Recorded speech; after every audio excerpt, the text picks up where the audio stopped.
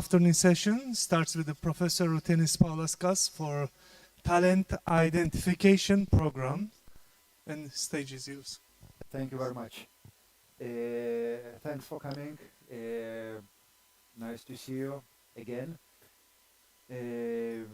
My today's session is different what I presented yesterday, but anyway, it's very related. And if we take a content of basketball training, talent identification is one of the most crucial questions, and sometimes finding talent for the club and for the country can change a lot in the basketball development. Okay, please close the door.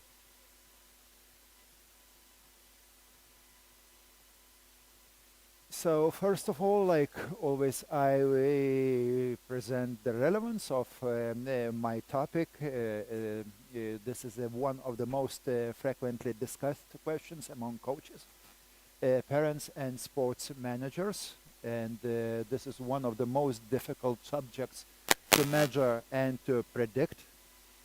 This is one of the most complex issues of sports management, probably you know, and this is one of the most intriguing components of development of sports and also basketball.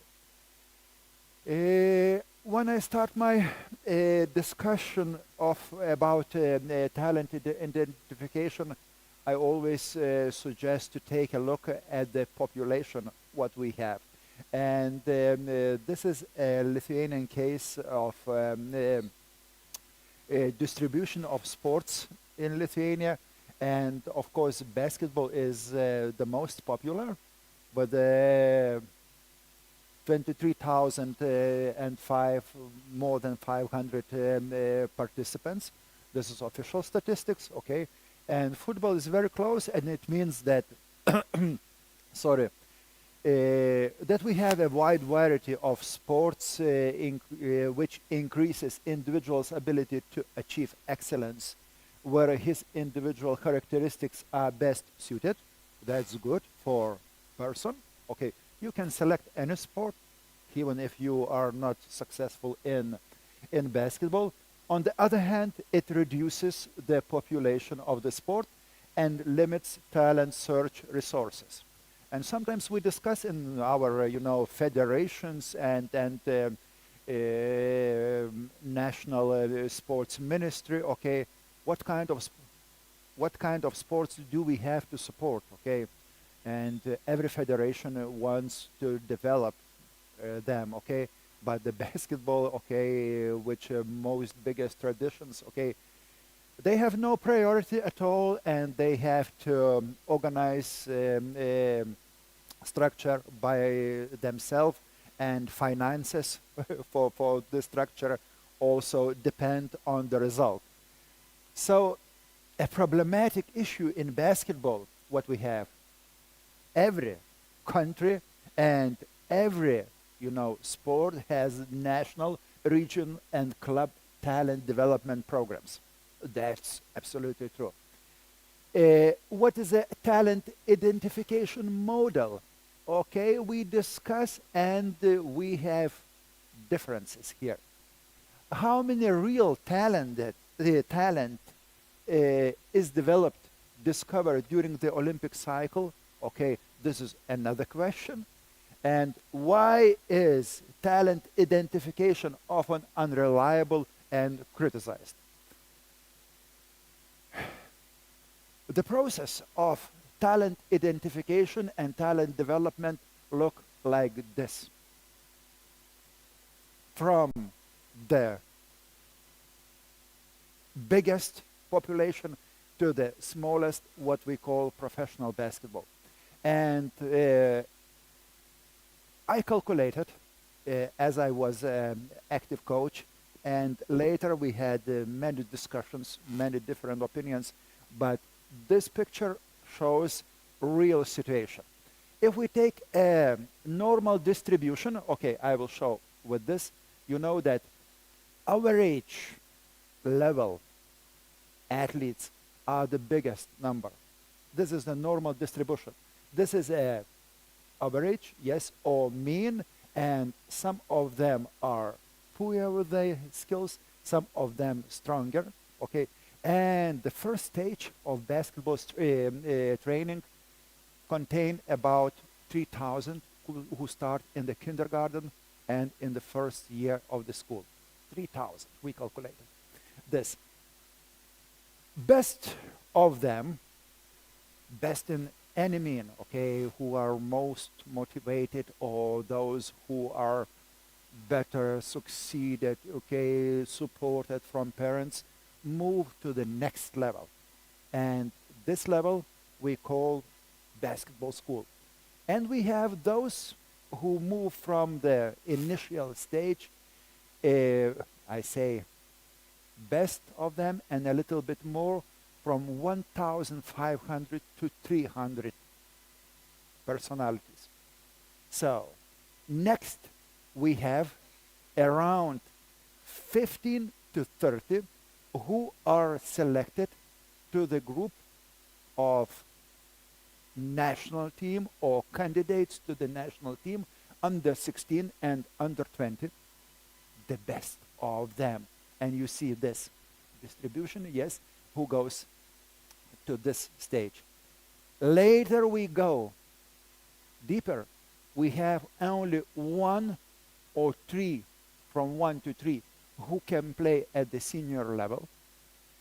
And from those, how many players play at the elite group, we never know. So just following this structure from 3,000 at the beginning, okay, to elite level, okay, I just wanna to give you this information in my presentation. Okay, what is your question?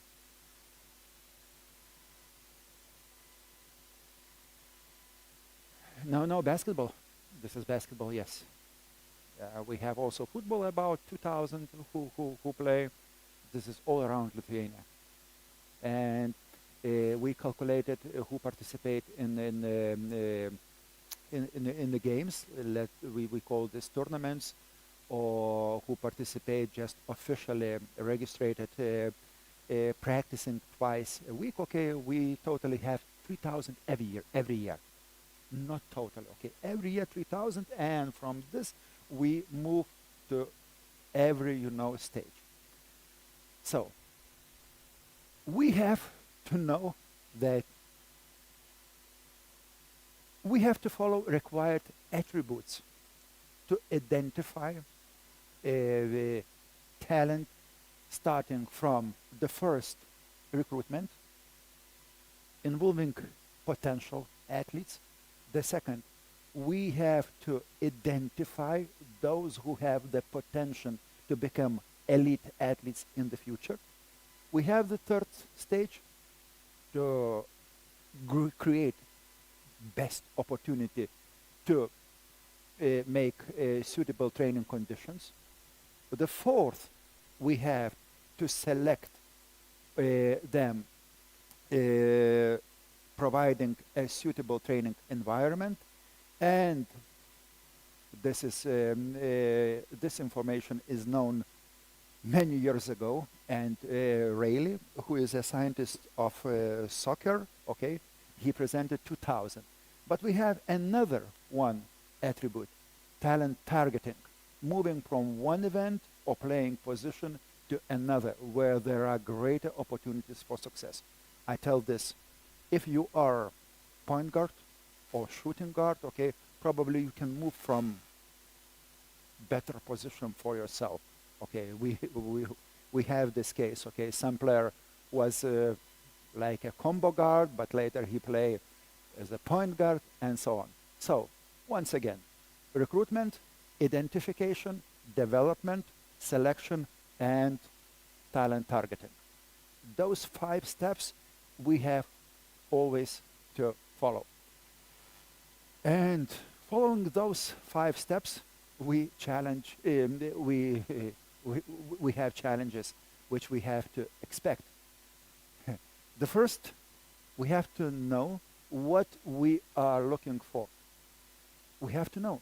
And when I talk with the parents, when I talk with the coaches, they always, not always, but many times, they pronounce this term.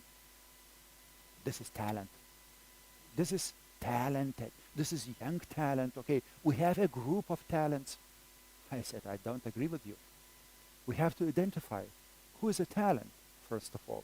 So define this and you will know what are you looking for. If you cannot identify, okay, you have no way how to look for. And B, you have to understand the sport and to predict its development. Believe me, I saw many times an athlete who was absolutely no talented in basketball, but he was very talented in rowing. He was high. He was strong. He had endurance enough, aerobic, okay, and he succeeded at the Olympics in rowing. Okay, we had another cases. So we have to understand this sport.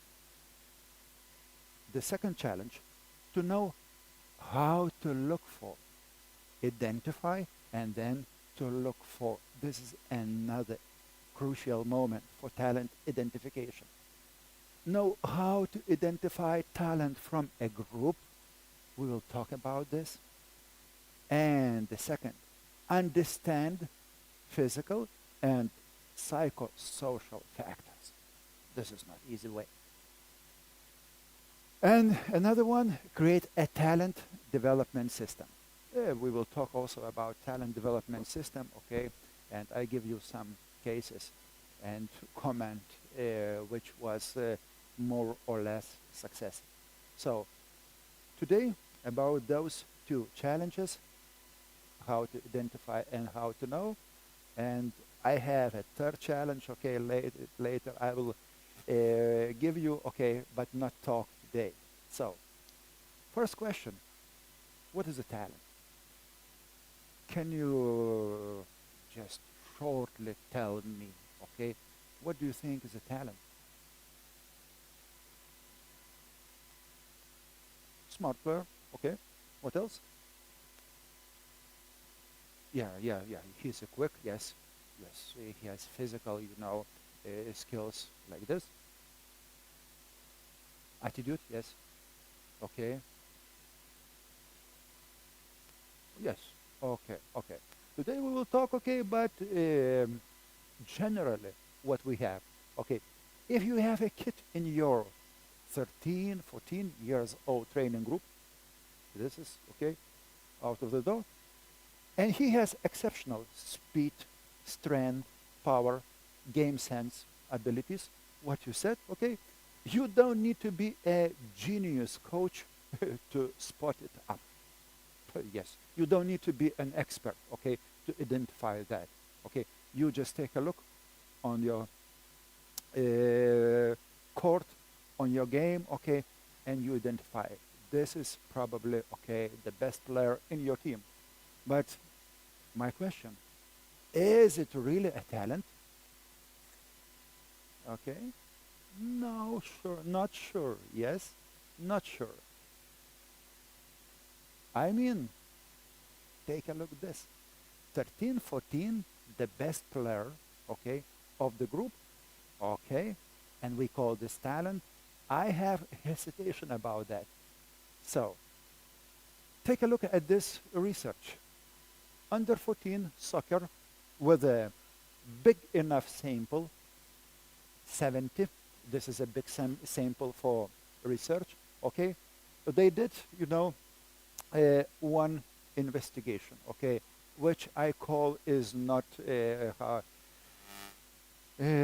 shocking as, okay, higher weight correlates with a ball kicking speed and correlation high, big, you understand what is correlation, okay? Another finding, higher weight correlates with a 30-meter sprint time, okay? You see, significant, okay, result. A bigger height correlates with a better vertical jumps. Okay? And what does it mean? If you have a boy or lady who is, bigger, a height, weight, okay, he has advantage among those, teammates or among, those competitors. This is in soccer. You can kick faster, okay, you can run faster. In basketball, the same, okay, you can rebound more, you can make a layup, okay, probably you can penetrate, okay, at the age of 14. Look ahead. At the age of 16, the same research was continued with the same sample, and they did selection.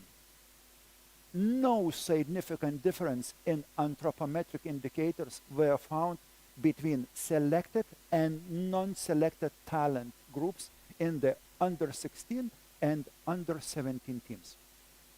Those who were selected for the higher level, there were no persons with the strong anthropometric, characteristics. It means game sports have some more requirements. Not only height, speed, vertical jump, and other physical skills. Why? I answer you. Game sport is very specific, and I will try to explain and to prove that. It is a question, talent. Okay, most coaches and experts agree that physical fitness and body composition in game sports are very important. For youth performance especially, but research shows that these are not significant variables in predicting career prospects. Those players at the moment dominate, but to predict their future is not easy. For example, I remember our national team, games in European Championship against Turkey, against probably Italy. Yes, if they dominate at the moment, okay, probably they will not dominate after 2, 3, or 4 years. And we have another, term, young talent. And talent concept is not fully understood. It is interpreted in various ways. It is flexible and evolved. It means if you cannot predict player who is the best on the court right now, okay, you are confused and you have to pronounce now talent, okay, knowing what is the main concept and you don't fully understood what is.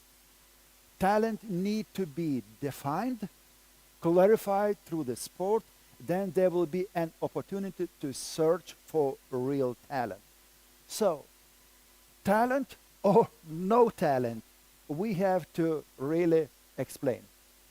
Talent, when I ask you, okay, for sure, with the specific abilities at early stages of development that can be linked and predicted as potential future high performance.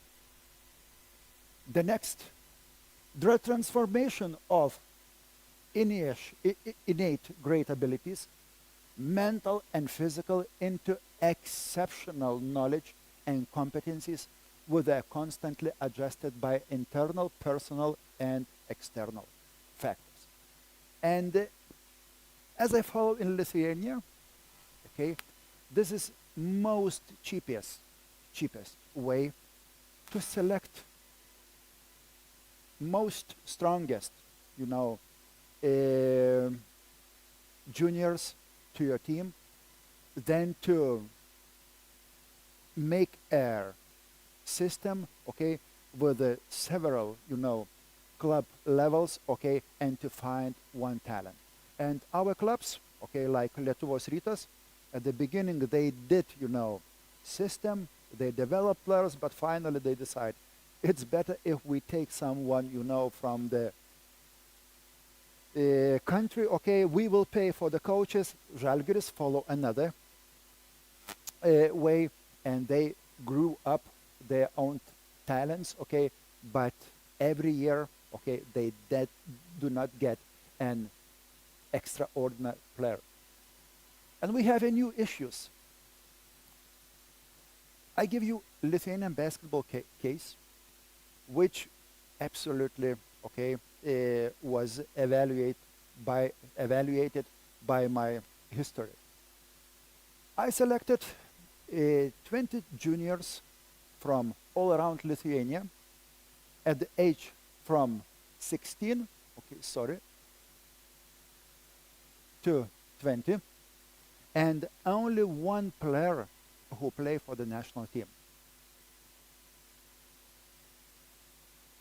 We can turn back 3,000 at the beginning, 1,000 and a half at the school level, 15 to 20 at the junior level, and one player who played for the national team, Lithuanian national team. He participated in World Cup, okay, they won third place, okay, that's true.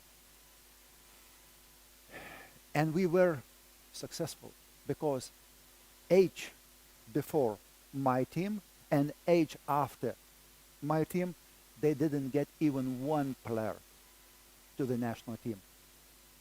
It means 10,000 participants, only one player for the national team. And as I was visiting different countries, Germany,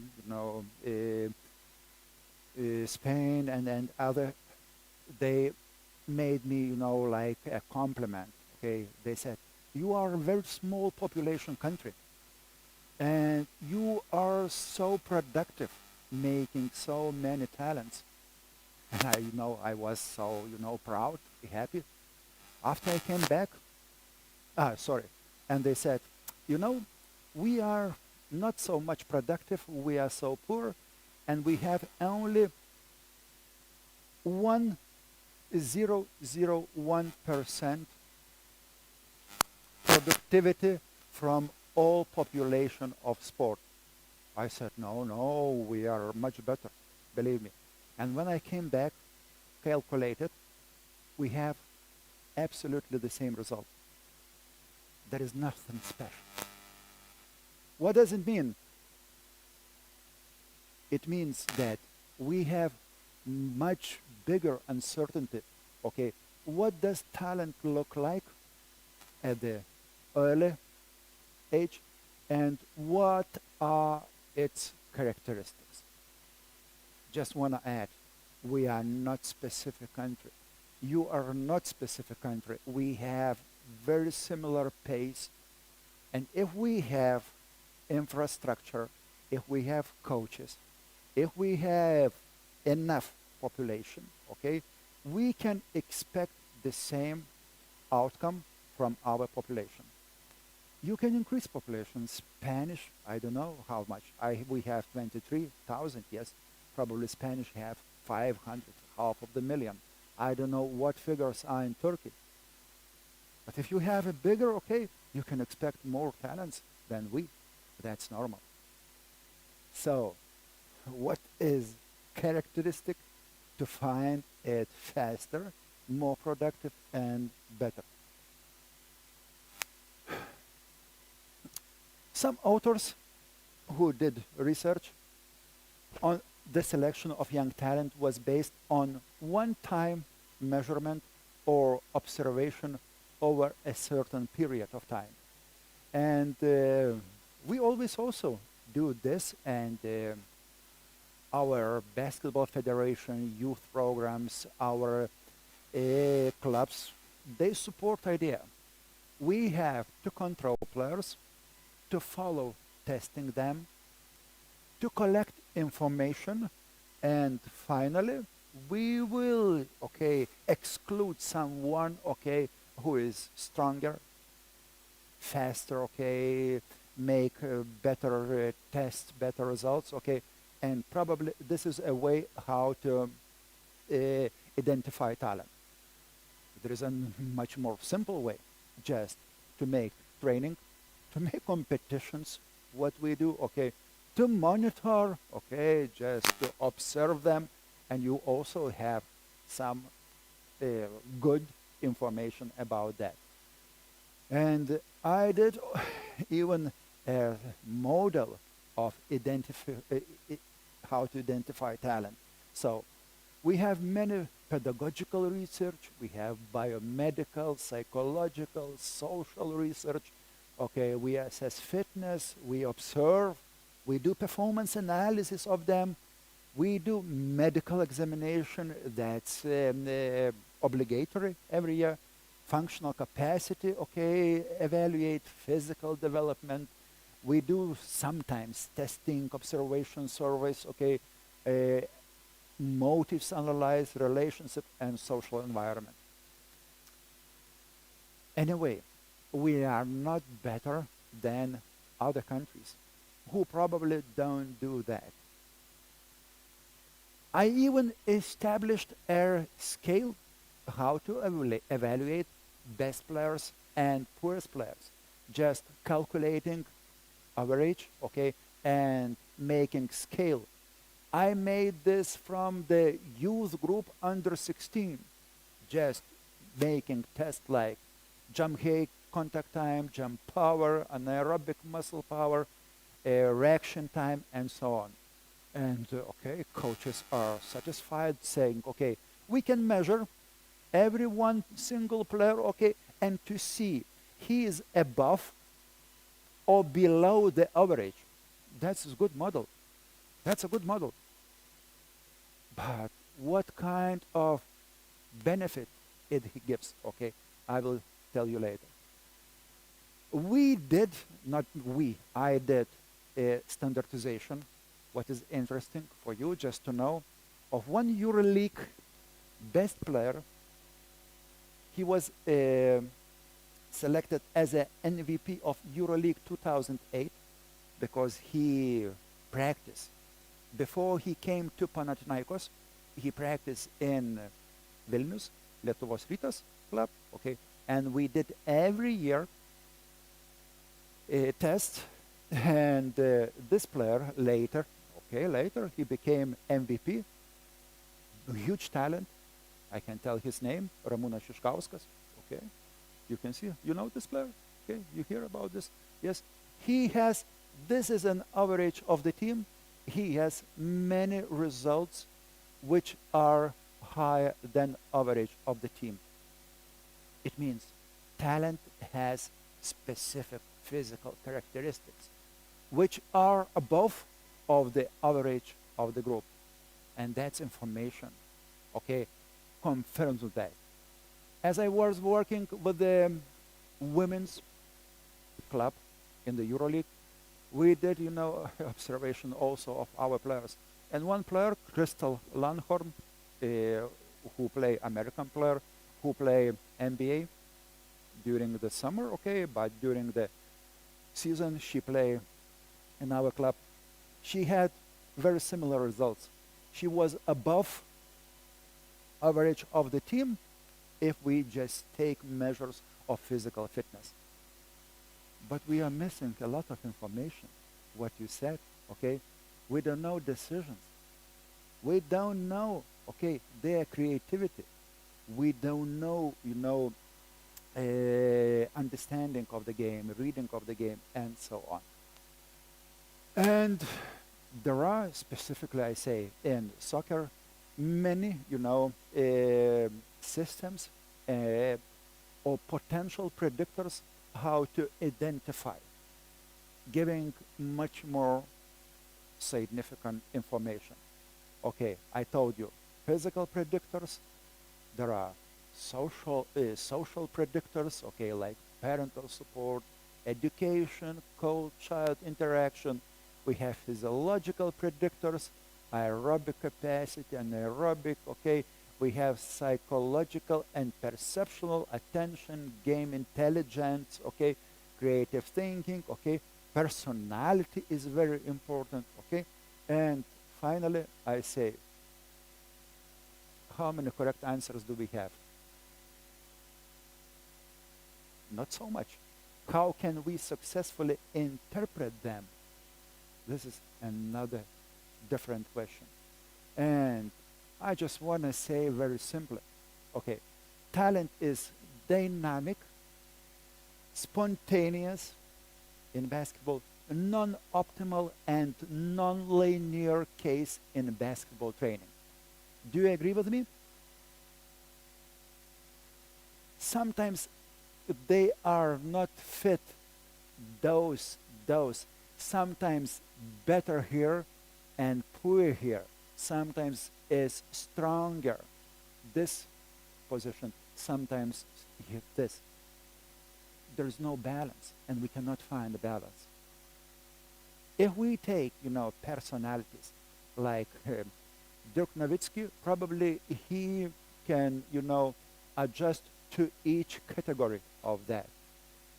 But if we take, I know one player, Mirsad Turkcan, who was in CSKA Moscow, and at this moment, as I was a coach, okay, he can fit maybe one predictor, and other predictors, are very bad, but he was extremely big talent with a great rebounding and other characteristics.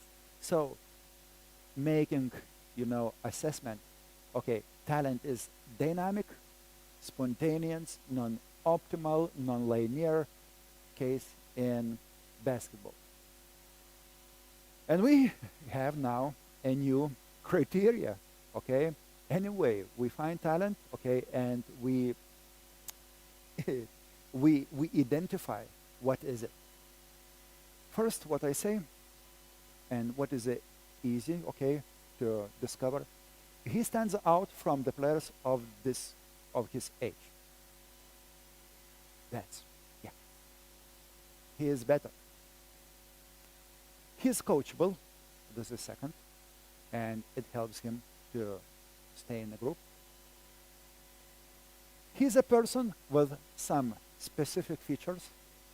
He has to be specific, non-linear, with making some, especially when we talk about decision making, has at least one physical, mental, cognitive, social characteristics that are close to world-class athletes.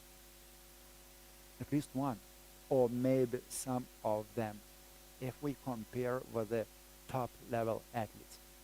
If he is extremely high, strong, okay, he has a strong body, okay, and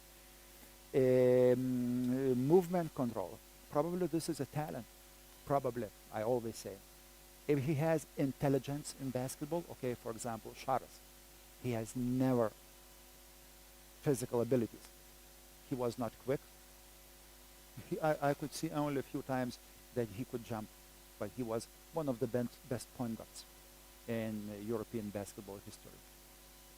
Game intelligence, understanding, okay, passing skills, okay, and so on.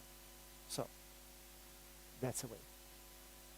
And I always say that, name me please the players in your country who can compete with the adults at the age of 16 and 18. Okay. This is one of the most easiest way to identify talent. And do you have this kind of player? I'm sure that you have. Okay. Sometimes we try players with the older group.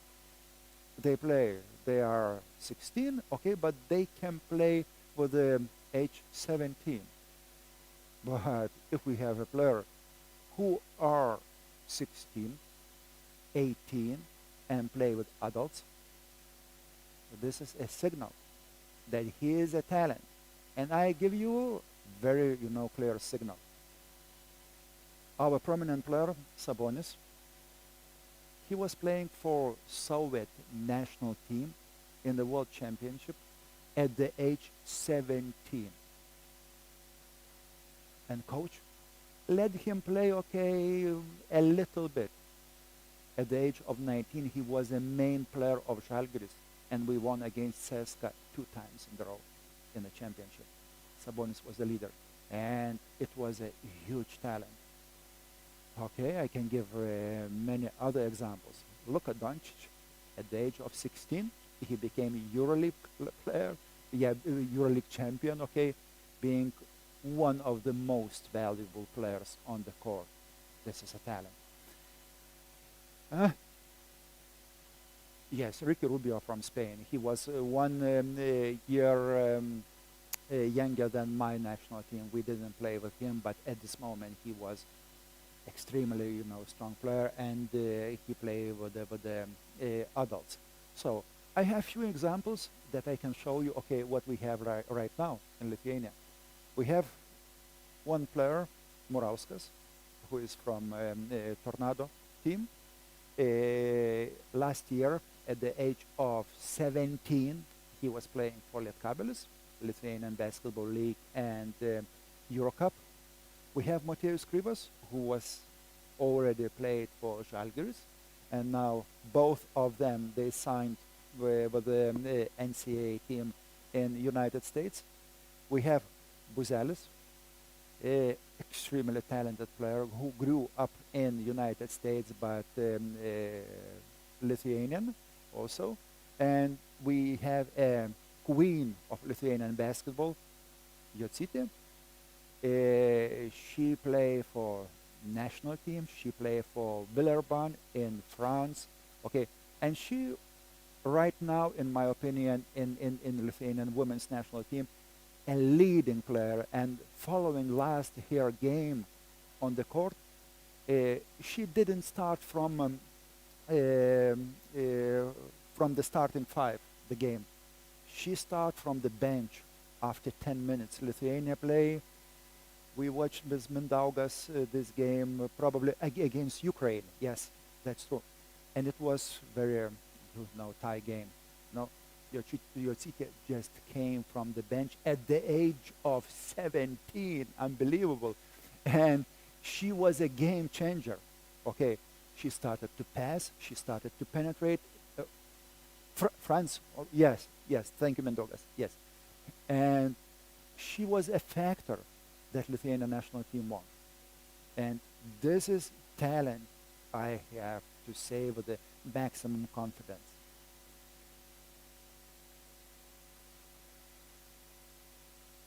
I was trying to identify. Is it much more clear picture, what I want to say, and what we can call talent and what is not possible to call talent? Young players who are just better, okay, a little bit better, okay, be very, very, okay, careful identifying them as a talent.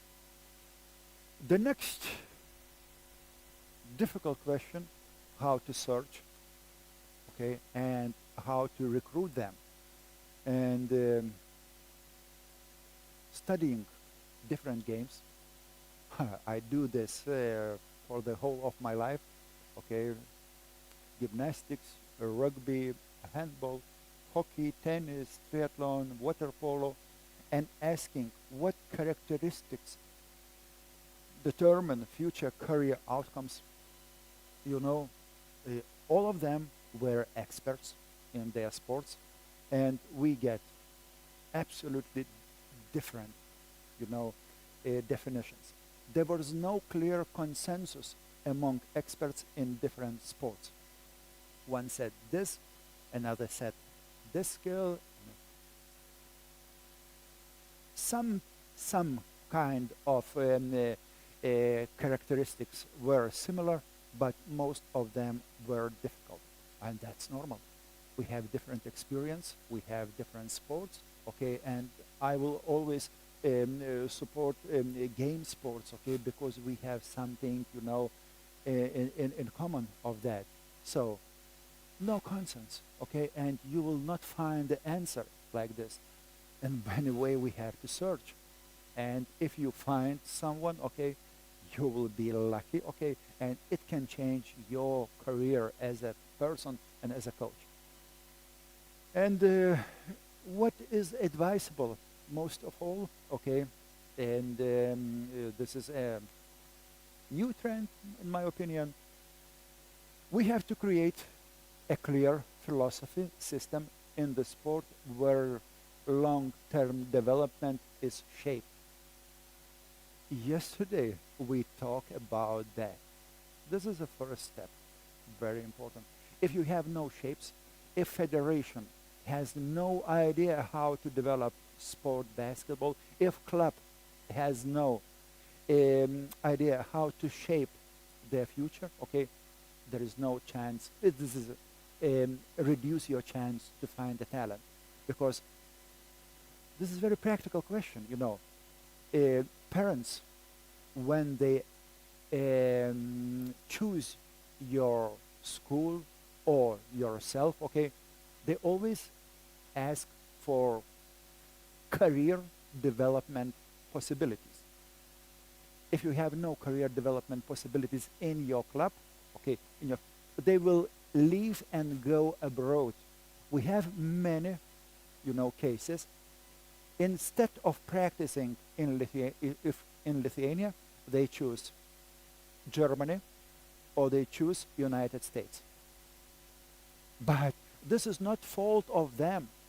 This is not strength of them. This is most problem of our system and problem of the coach maybe who cannot shape the philosophy of his development. This is the first only. The second, short-term results, one victory, one player, okay, are treated as a part of the routine. And my advice, don't be happy about tournament that you win, that you won. This is a part of routine, okay? And I see how happy Lithuanians are being when they won, like second division, like, okay, that's okay, but as a leader of this, as a manager of your school, just accept this as a process and routine. It means nothing if you win against the same level teams. Next, you have to apply wallet methods that demonstrate the assessment of physical, technical, tactical, and psychological abilities. And believe me, this is one of the most difficult questions, how to select those wallet methods. I will explain later what does it. And the modern coaching technologies and personalities of that are key part of the system. Really.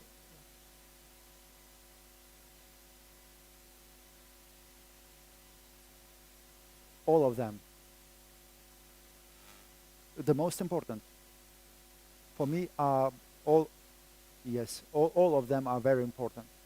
All four, because if you say what is the most important, I will say this: modern coaching technologies, okay, with the personalities, and Lithuania, okay, like any other country, okay, we struggle of personalities, and we need coaches for junior national teams.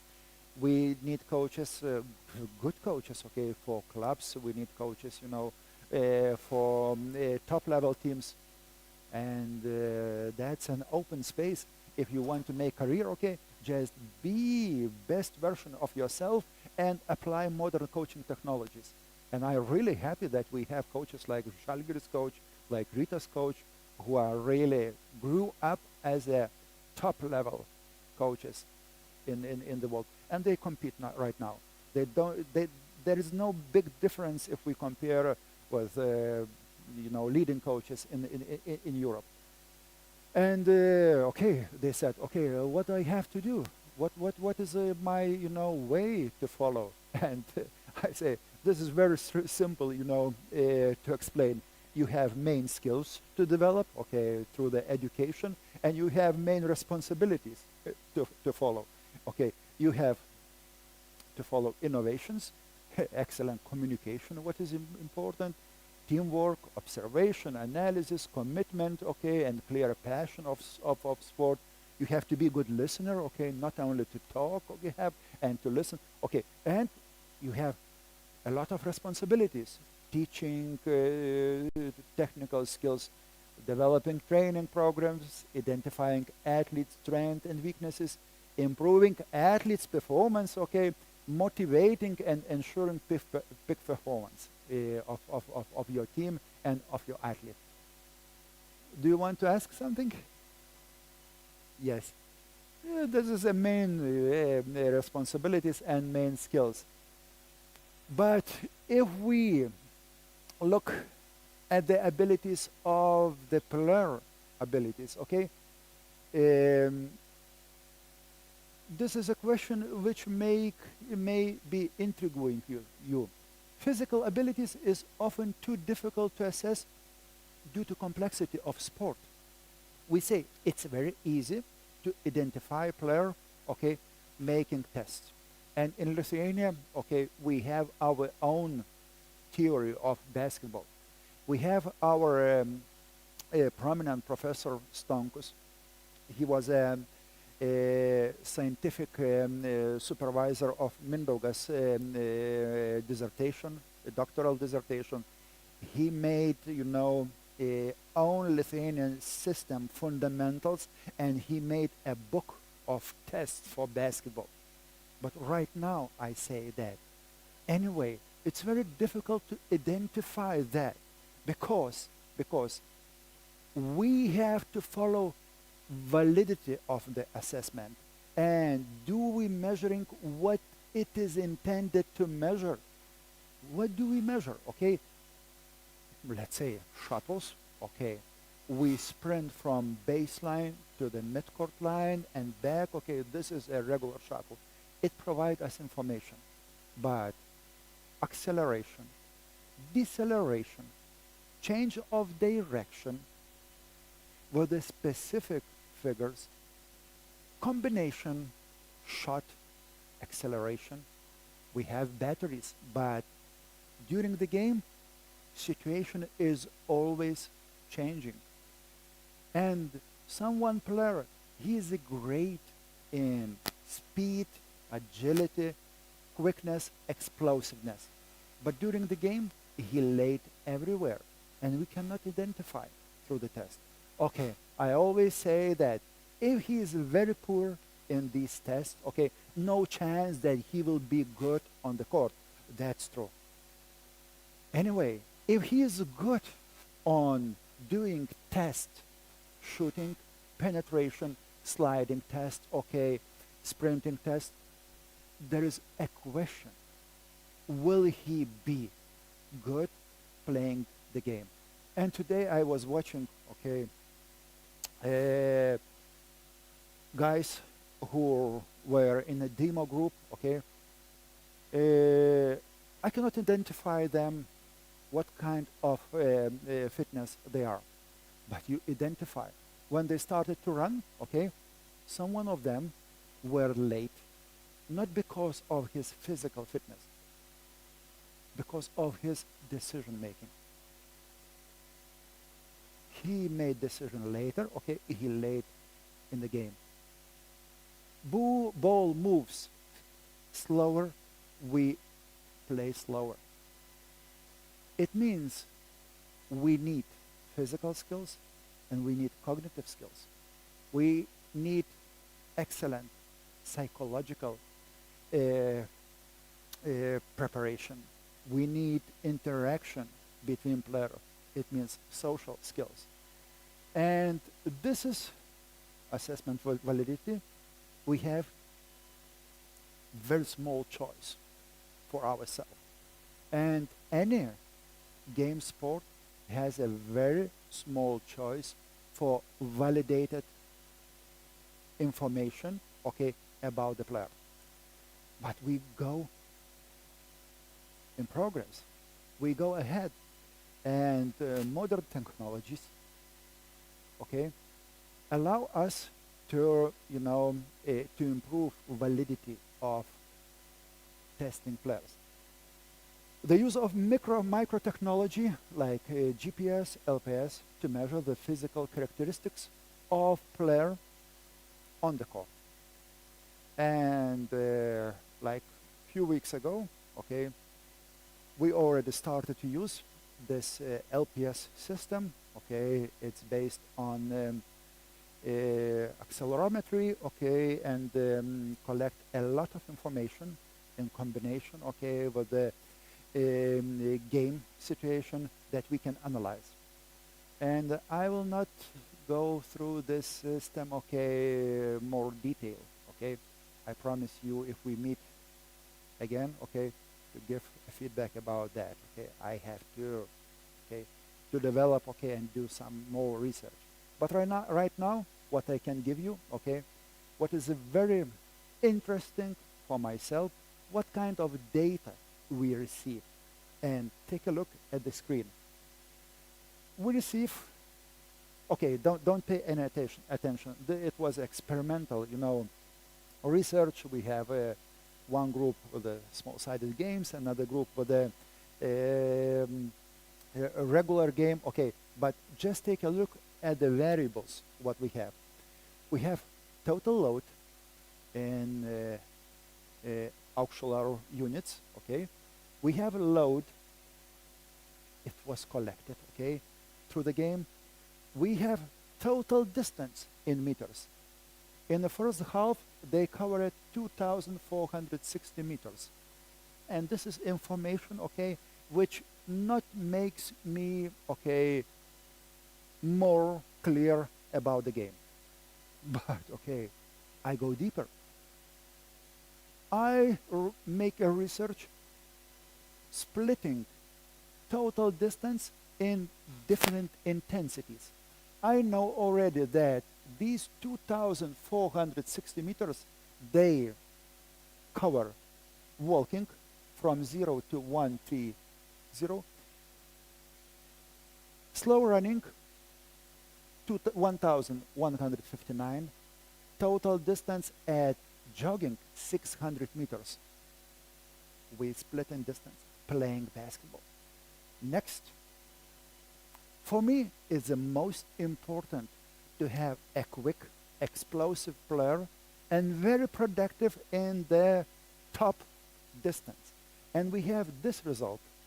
This result show that at this maximum speed over 5 meters, 5.2 meters on a second, okay, we have very valuable information.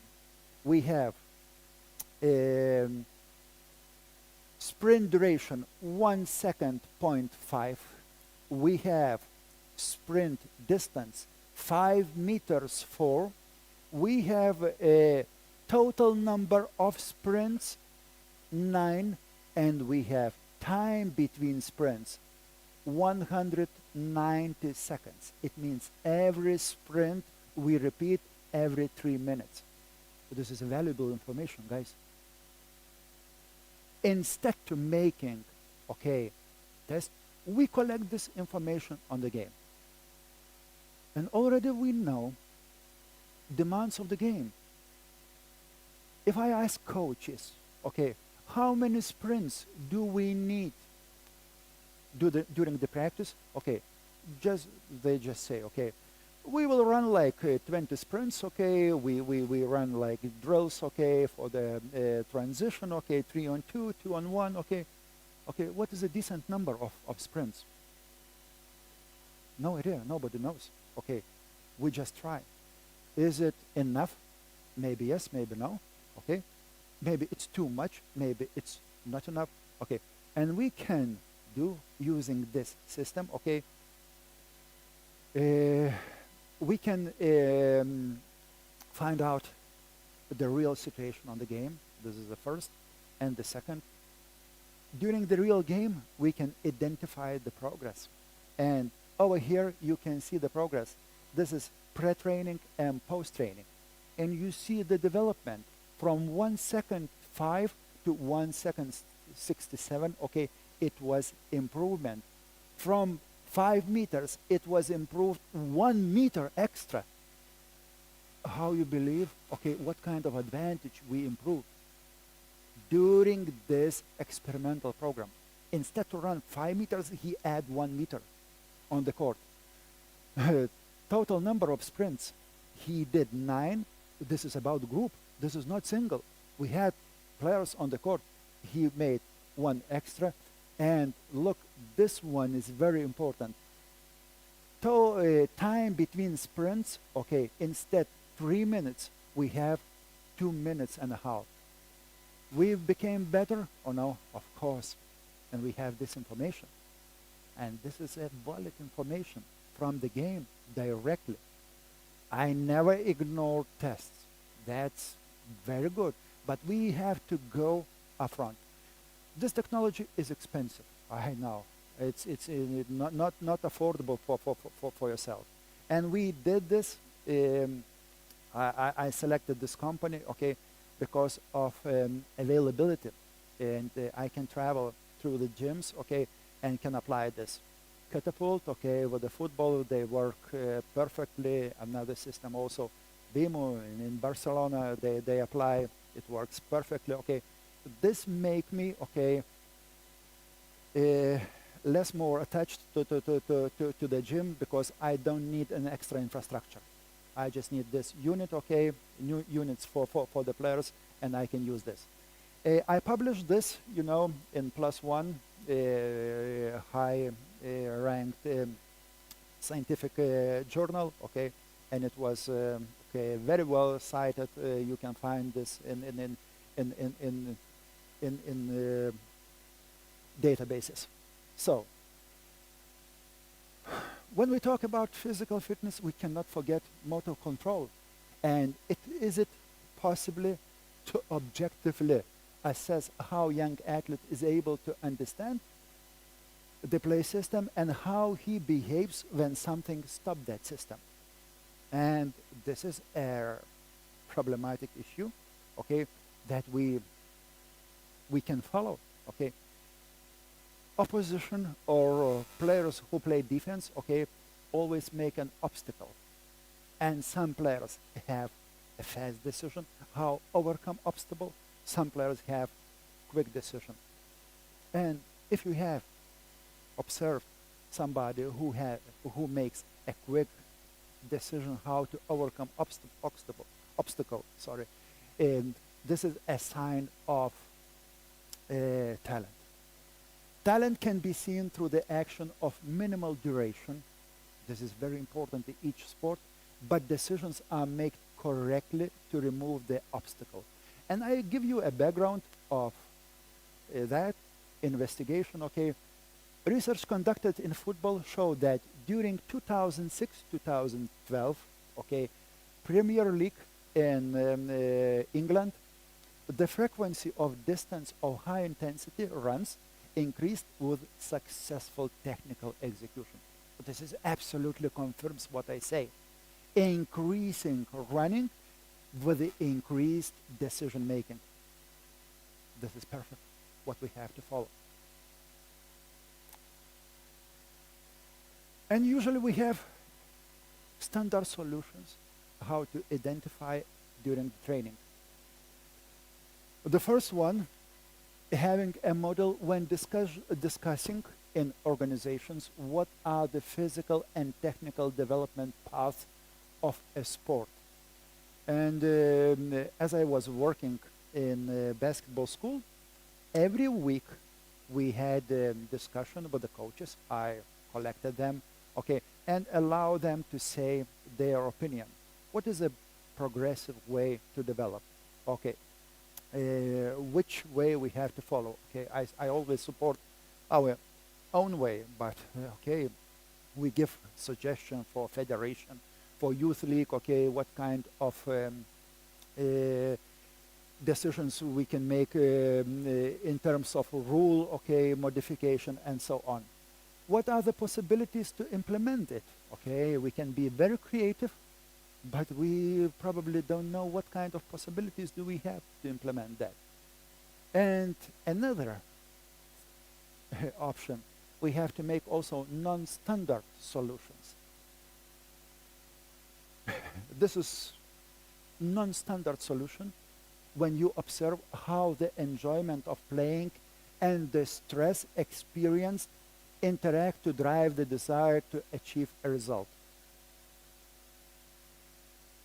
If you see that the player is stressed so much and stress prevail against desire to achieve result, okay, this is no talent. How does fatigue affect a cognitive functions? This is also non-standard. And we have also invest money in this process, and we should wait a financial returns.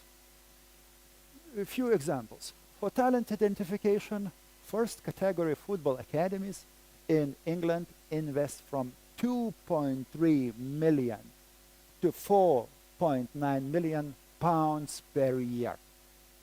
This is only one academy. UK sport as a whole spends around 100 million pounds each year on identifying and developing sport talent. Okay? And does funding matter? A lot. A lot. And I say that if we have talent in the middle, we have two critical variables. The first, system, with all possible infrastructure, coaching, okay, medicine, okay. To have this, we need funds. And I support this by data. And of course, we have to search for the success stories. Okay, success story when someone club, probably they don't be open, they will never open the door for yourself. Okay, how to successfully develop talent. And I will give you 3 examples.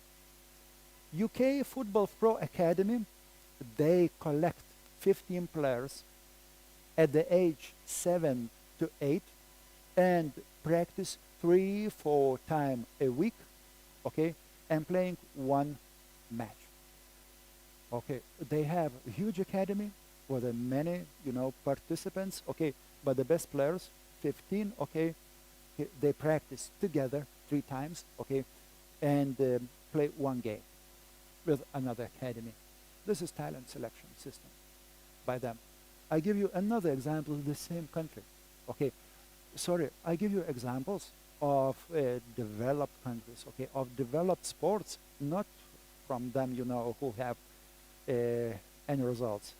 Popularity of football and rugby in United Kingdom without any, comments. Therefore, rugby in United Kingdom, they follow another structure. They collect or select 120 players.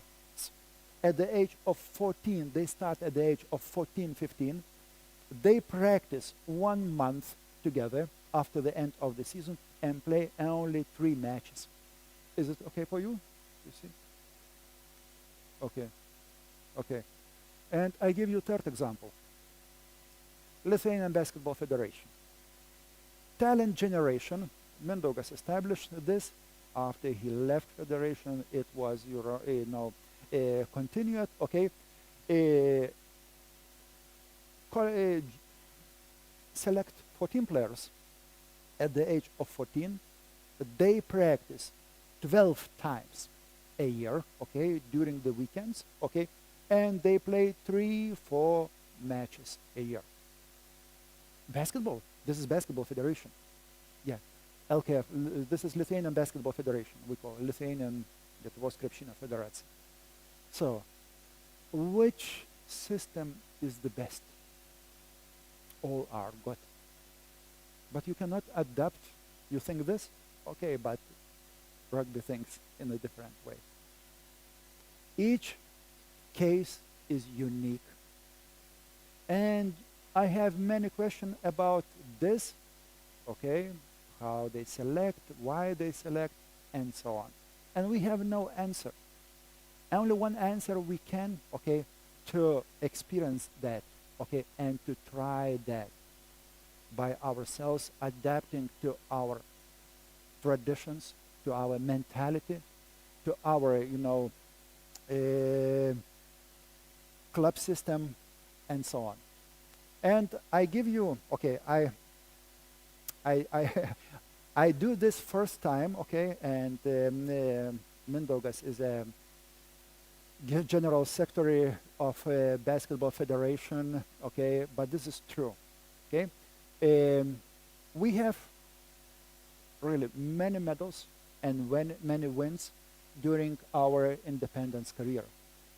But the period between 2016 and 2022, we had no medals.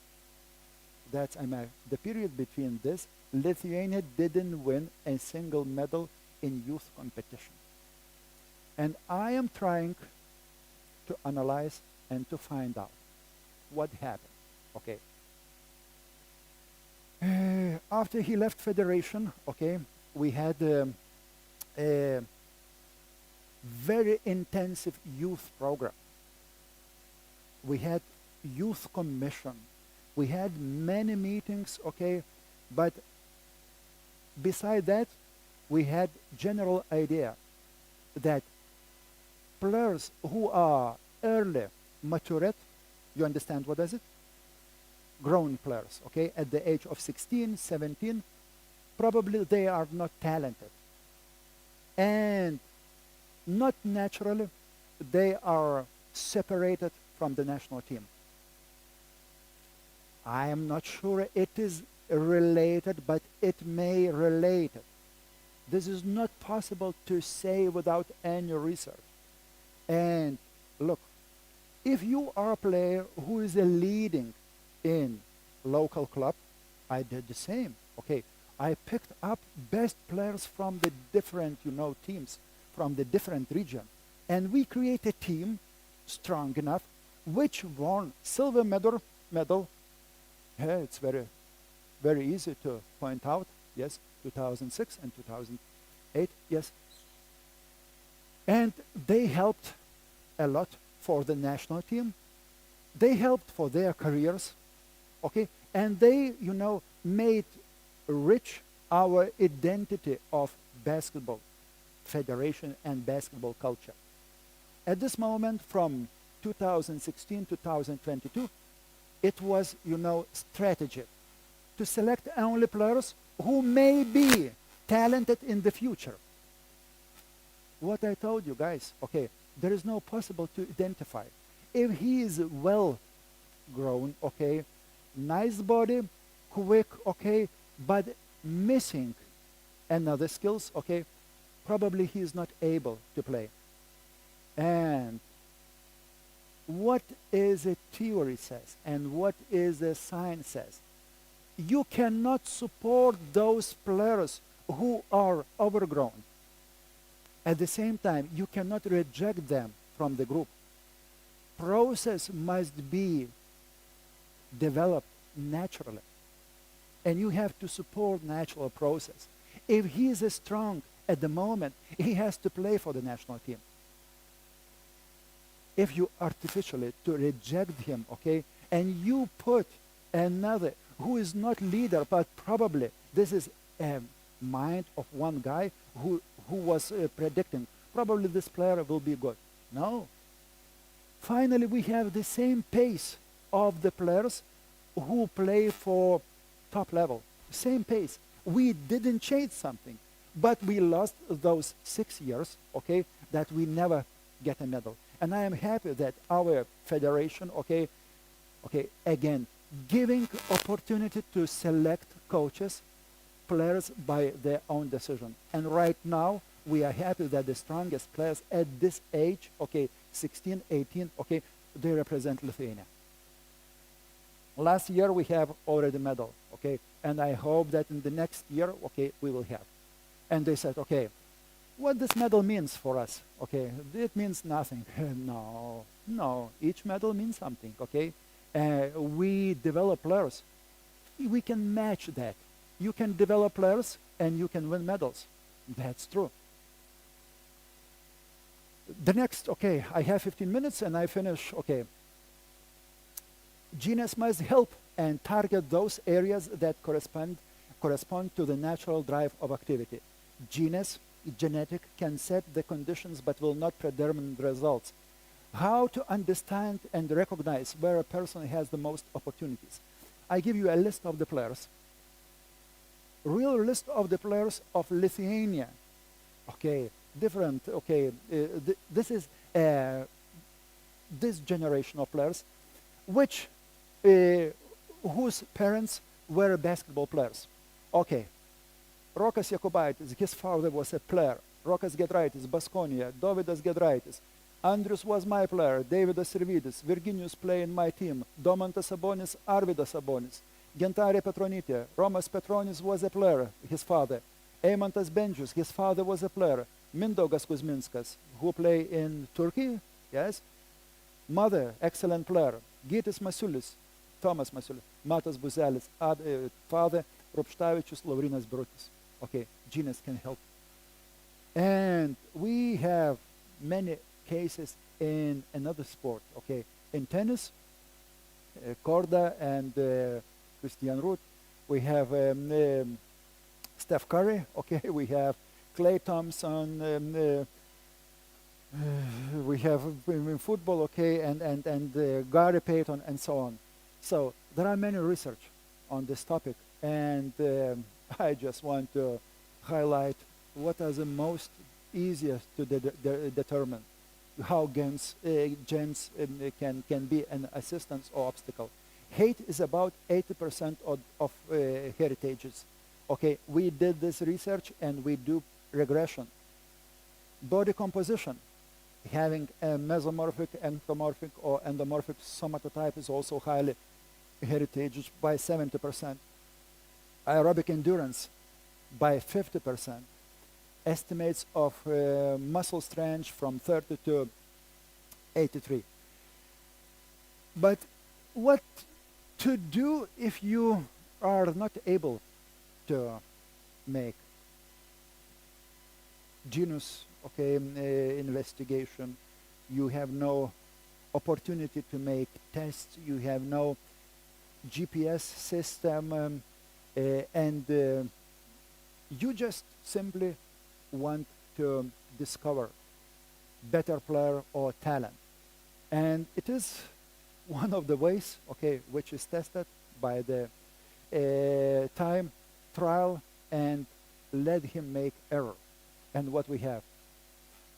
For those players who are talented, it's hard for some, it's easy for him. If you follow this, this is a signal. Some are bored on the court. This player didn't even notice how it passed. I said, coach, let me play, okay?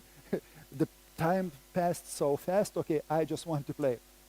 He scored more points than others. That's very easy to predict. And he does it naturally, without any, explanation. And when we, for example, compare, I have one very good example.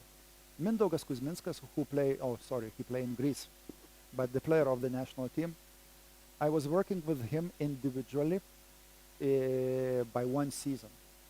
I was out of my contract this time. He was in a school, okay, and I know his family. And I said, just take a teammate, okay, or some good friend, okay, for the scrimmage. And his teammate was stronger than he was. But I saw what kind of progress this teammate made in Mindaugas this year, during this year. Okay, and he did this naturally, not because I coached him very well, because he had excellent abilities to improve himself. And we have, okay, to use tools, and those tools, I just wanted to present you, making some, conclusion or assessment. And the first one, short comment, assessment validity and interdisciplinary, because there is no linear, there is no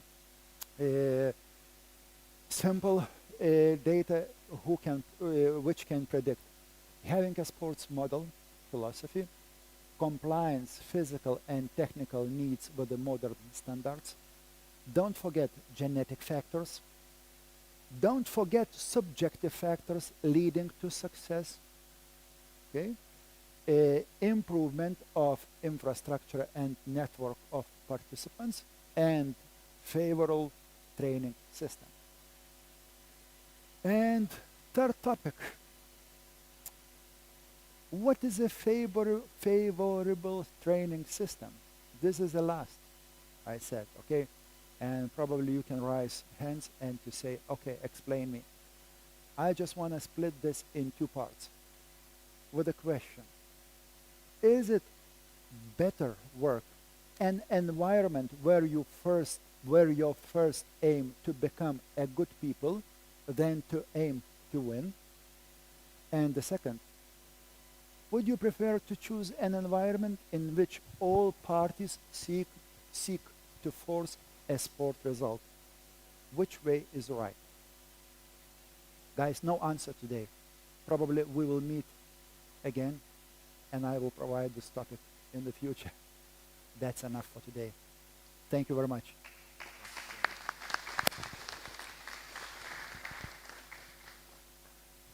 Okay, time for questions. Okay. You're welcome.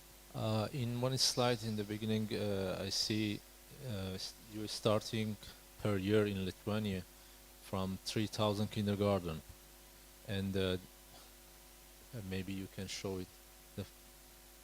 First slide. Mhm. I don't know.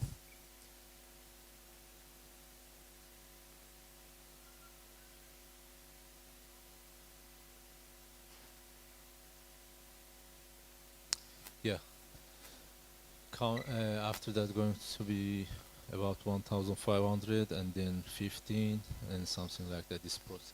During this process, what's happening to the others basketball players? What is the Mhm. program for them? Okay. If we go from first stage, okay, 3,000 at the beginning, and finally we have 1,500. It's very easy to imagine what are the kids of this age. Okay, somebody start to dance, to sing, to be involved in arts and other activities. Some of them play football, some of them swim, okay? And we calculated that 50% of them, okay, leave basketball. So if you ask about this, okay, after the school 300 and only 15 to 30 selected to the national team, of course they play basketball. They don't lose, they don't stop to believe that they can be a basketball player. Even if you are not selected,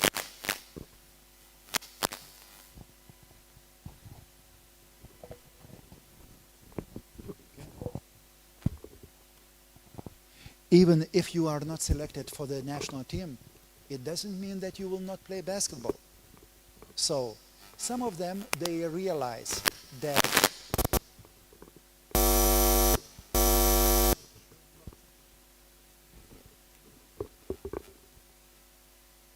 they will not be a professional players, but some parts still believe in that.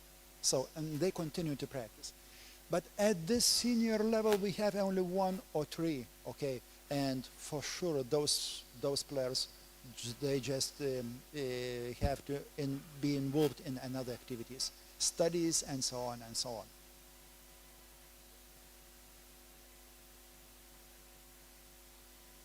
There are, yes, yeah, yeah. There are some kind of risk. There is some kind of risk, but you know this is a minimum risk, okay? And for example, the player which I was not recruited for the national team first year, okay, he was recruited at the age of 20, okay, because some of them were dropped out, okay, and I don't remember that some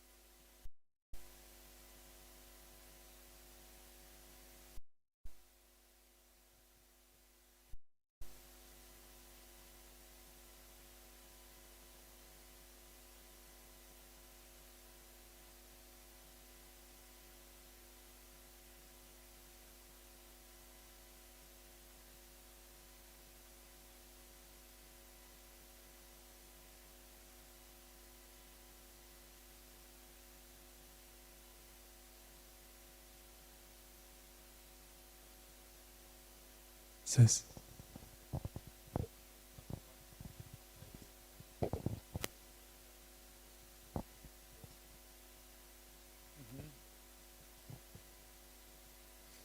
you know, we had discussion, and for example, as I was a coach of the junior national team, basketball federation, they claim that we have to take a coach who is a neutral, okay? No winner, no, you know, loser, just a coach from the senior level. Later, okay, they discussed a lot how we can give a chance for the junior coach to be a coach of the national team. Okay, and one way and another way, I think that works pretty good. So there is no other, how to say, other way to select coach from losing team now, from winners. And every year we change coach.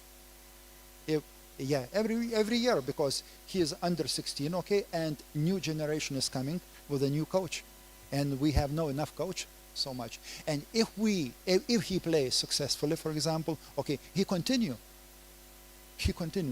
18, 20, and so on. That's a process.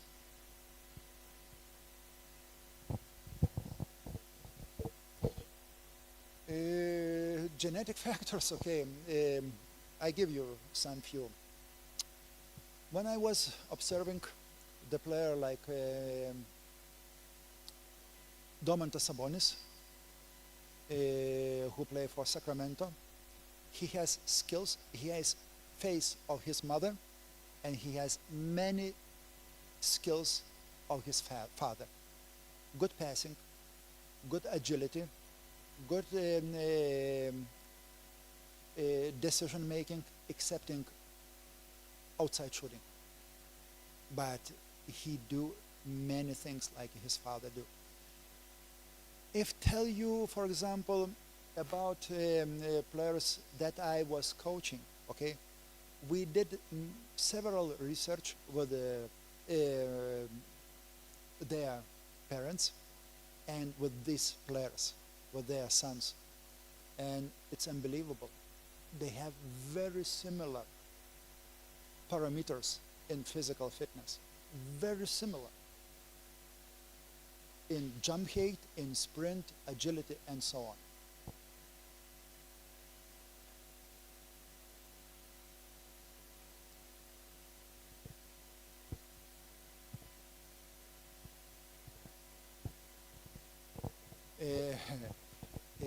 Okay, this is, you know, easiest way, okay, to identify, okay, what kind of sport parents play. Okay, there is no how to say possible to select only player depending on his, you know, on his parents' abilities. But naturally, if you see that the player is the player who has a father or mother who were playing basketball, okay, that's a chance. And right now in Vilnius, we have a group of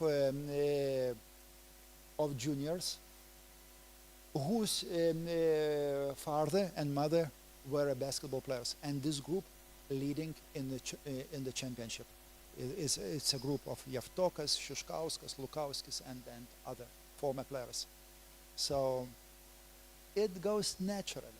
There is no how to say selection, but just my advice. Okay, if you see that father or mother is tall and she or he was a player, okay, it's a bigger chance to expect some good results of the kids.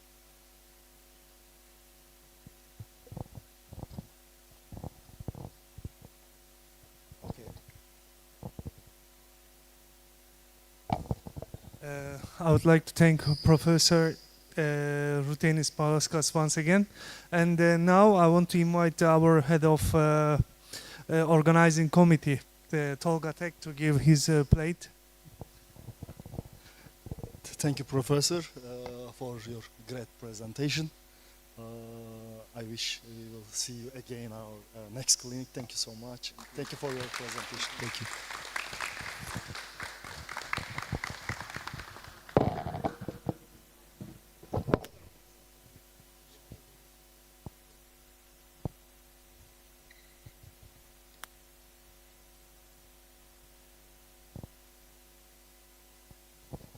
Now we are having coffee break. So after the coffee break, Secretary General of the Lithuanian Basketball Federation, Dr.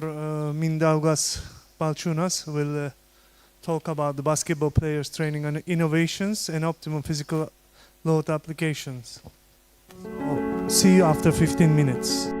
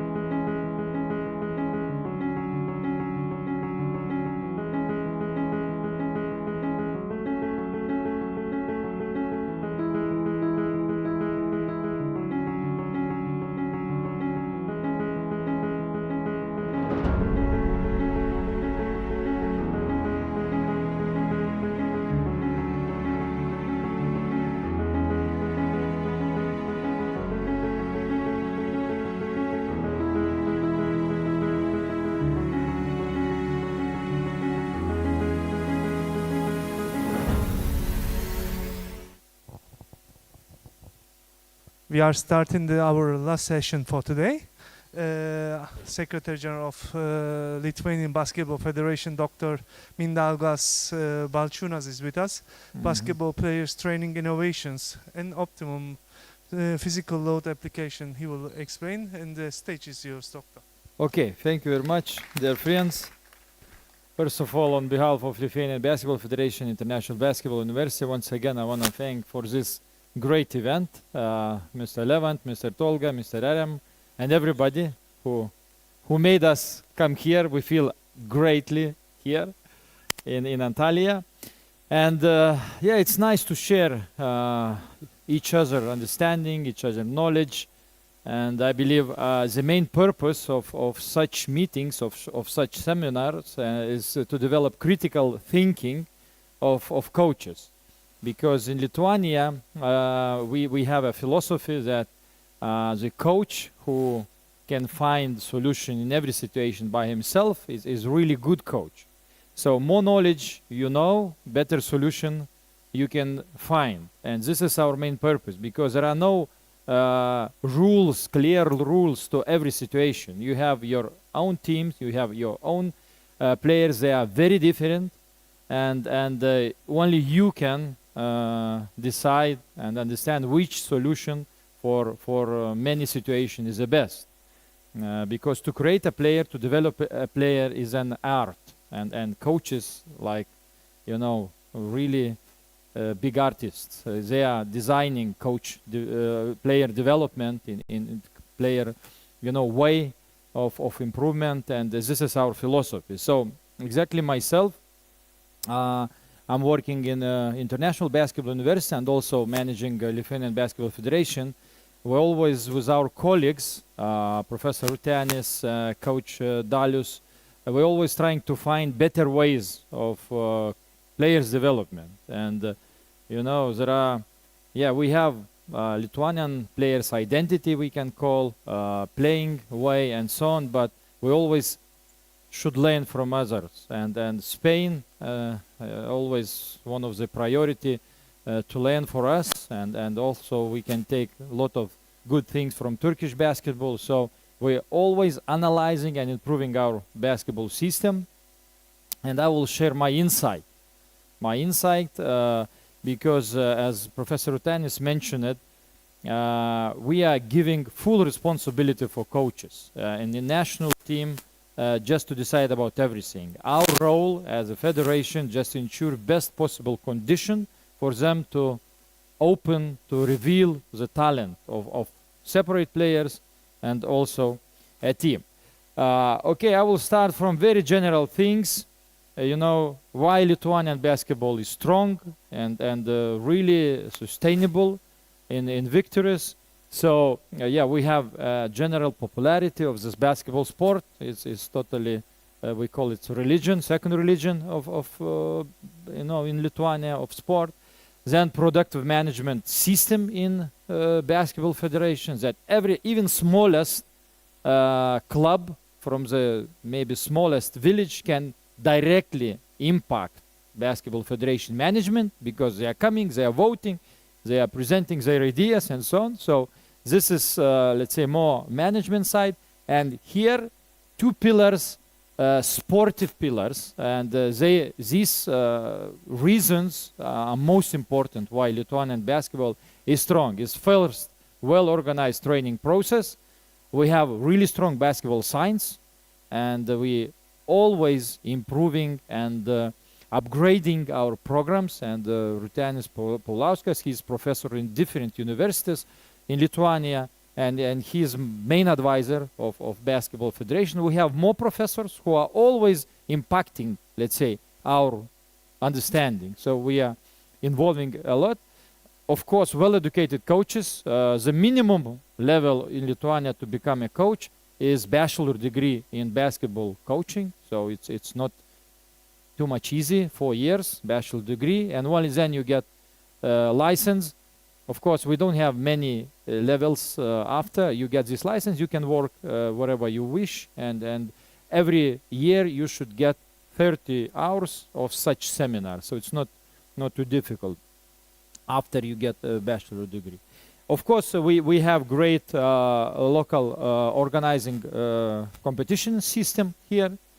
You cannot, I believe, find any other country in so small space, so many good teams. And this helps a lot us because when teams are coming to Lithuania, they can find a lot of opponents, different levels, different styles, and so on. And it's also very beneficial in creation, of basketball players.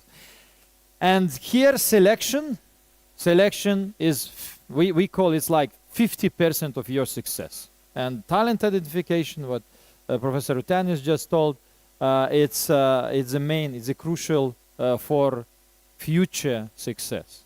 Because if you have really well selected guys or girls, so it's 50% of your future success.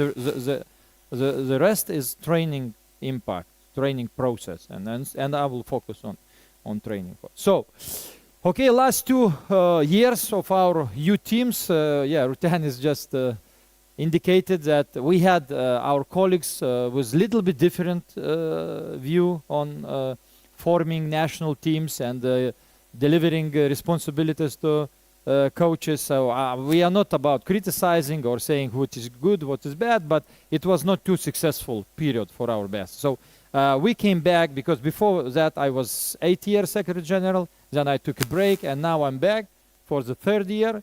So last 2 years it was really amazing for us. We had in boys competition 7 national teams, and 4 of 7 reached semifinals in different competition, world, European.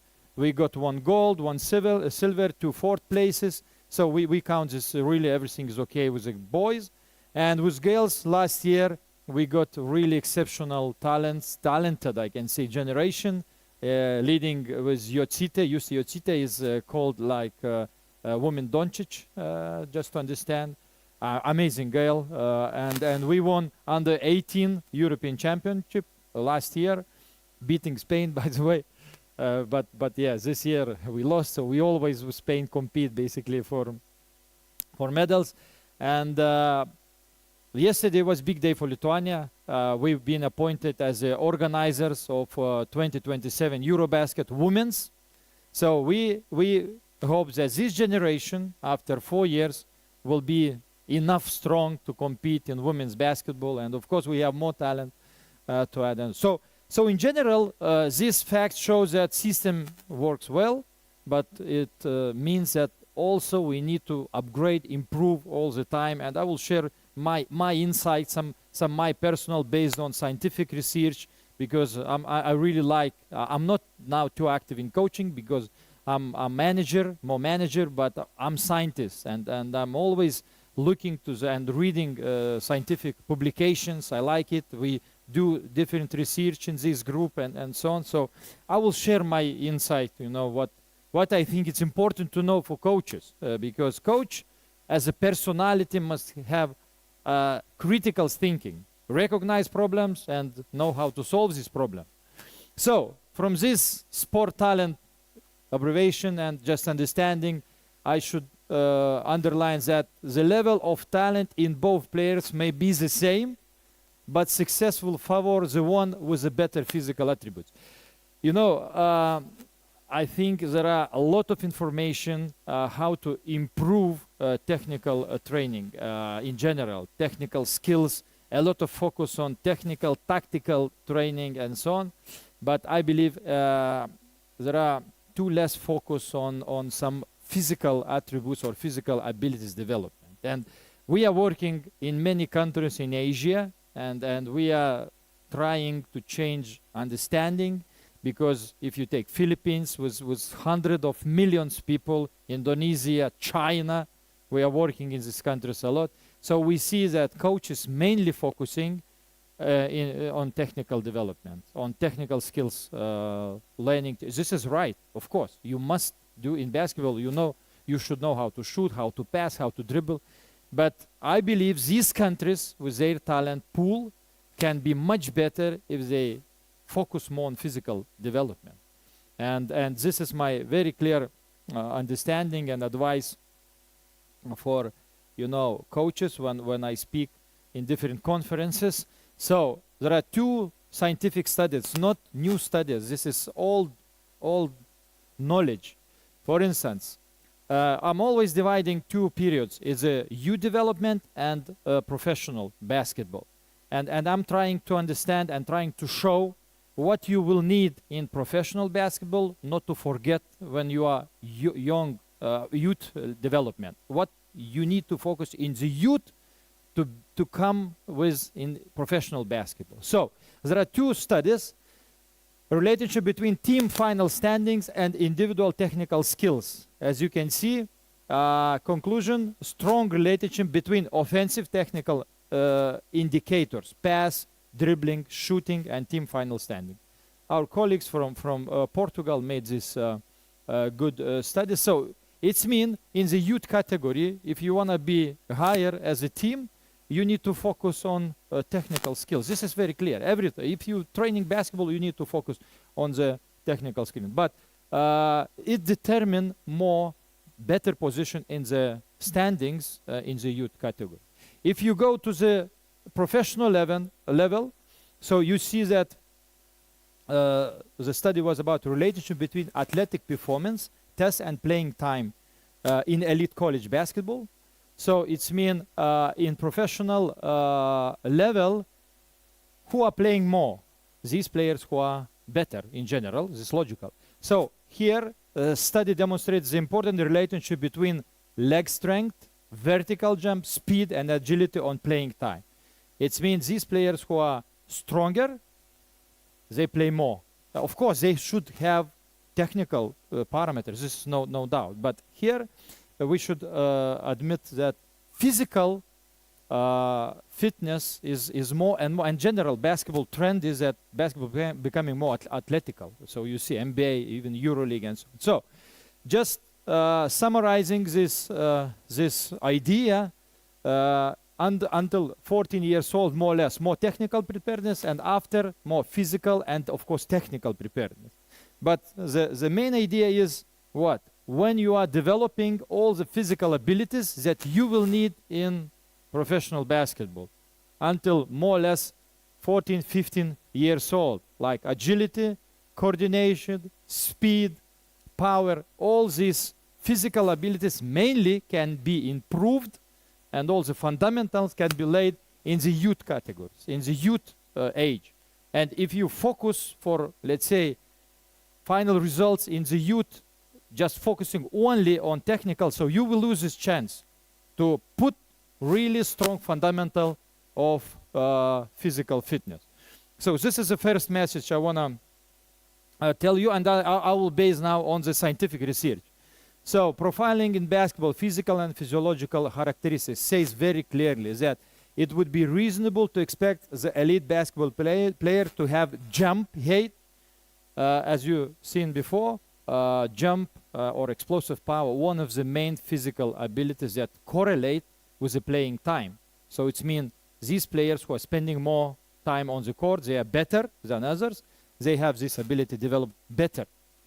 So to have height value higher than 60 centimeters, this must be the goal of every basketball player, because I will show you later. I mean, many elite players who play in EuroLeague or NBA, they have this type of this height, let's say, 60 centimeters. Okay, 50, 60 centimeters. 60 is not always possible, but it's reasonable to expect. It's very well described. So we go further. Okay, I found a nice article, scientific article, which describes a lot of. Okay. I should. 1 second. Okay. Yeah. I'll do like this. Okay, I will show you one article, which. One second. Maybe like. Second. So I found really nice study. Yeah, here. with a lot of information about testing. So yes, here you can see. I want to show Turkish. Okay, this is.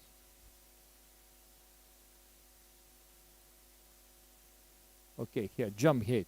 As you can see, here Turkish League, Division 1, and so on. And I don't know personally the scientist, but you can see the jump height 35 centimeters.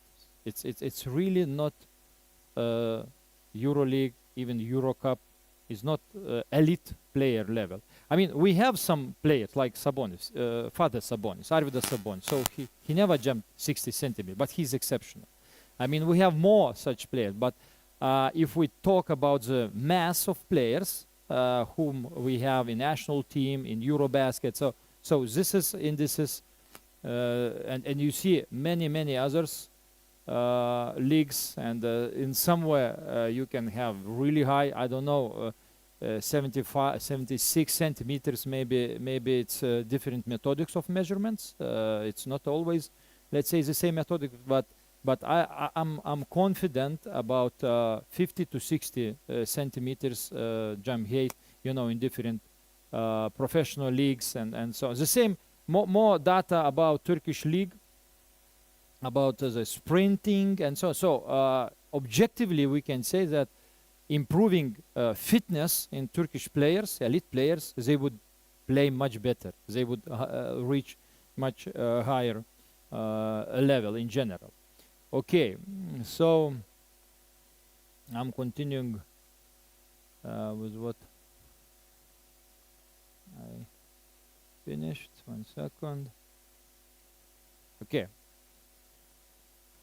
So here you can see data. Just please focus on counter movement, jump, and this is Lithuanian youth schools data, starting from 8 years, finishing with 70, and as you can see, counter movement, vertical jump with arm swings, how it vary year by year, starting from 25, but finishing with 54, around 50. So everything what is over 50 is really, I mean, high level players in this level. So, but it's not easy, of course, to develop. And again, I'm coming back to this table where it's shown, if you want to set fundamentals for good fitness, and especially these physical abilities that you will need in professional basketball, you need to focus it until 15, 16 years old in this, starting from 10 and go. If you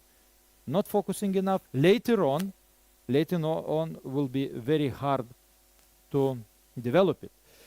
Okay, another very important news that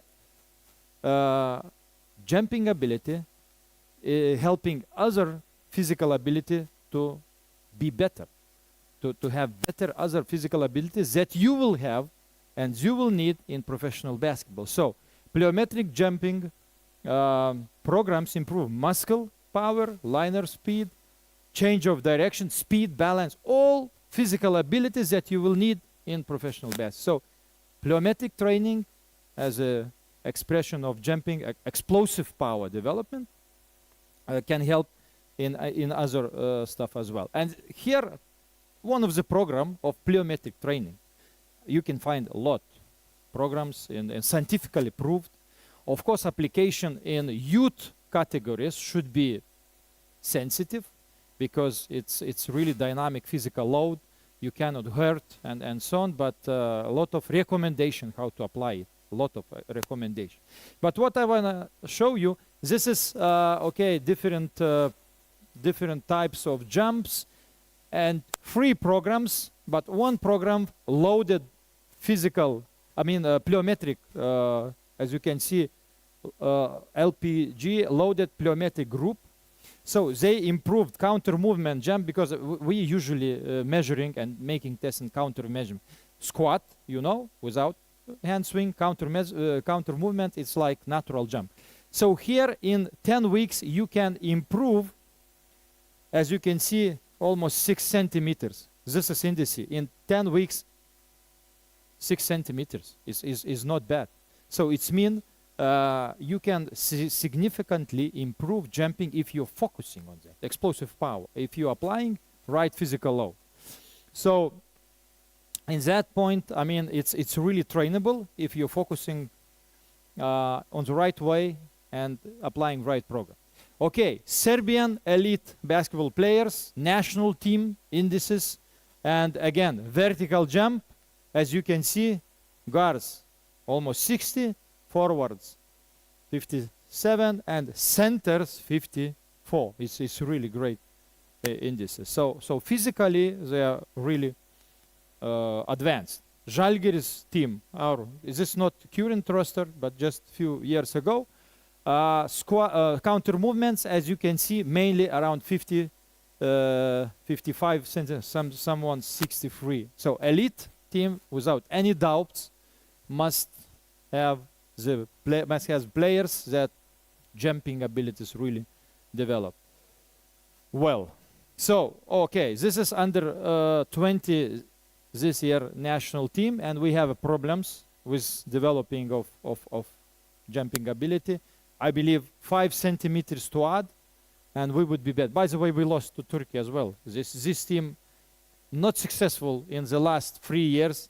They always going for the medals, and quarterfinal, playing Belgium, leading 70 points, and we managed to lose. So no one can explain. We've been talking to the coach and so on, but I mean, it's maybe next year, because majority of these players were under 19 and playing for under 20. So next year this.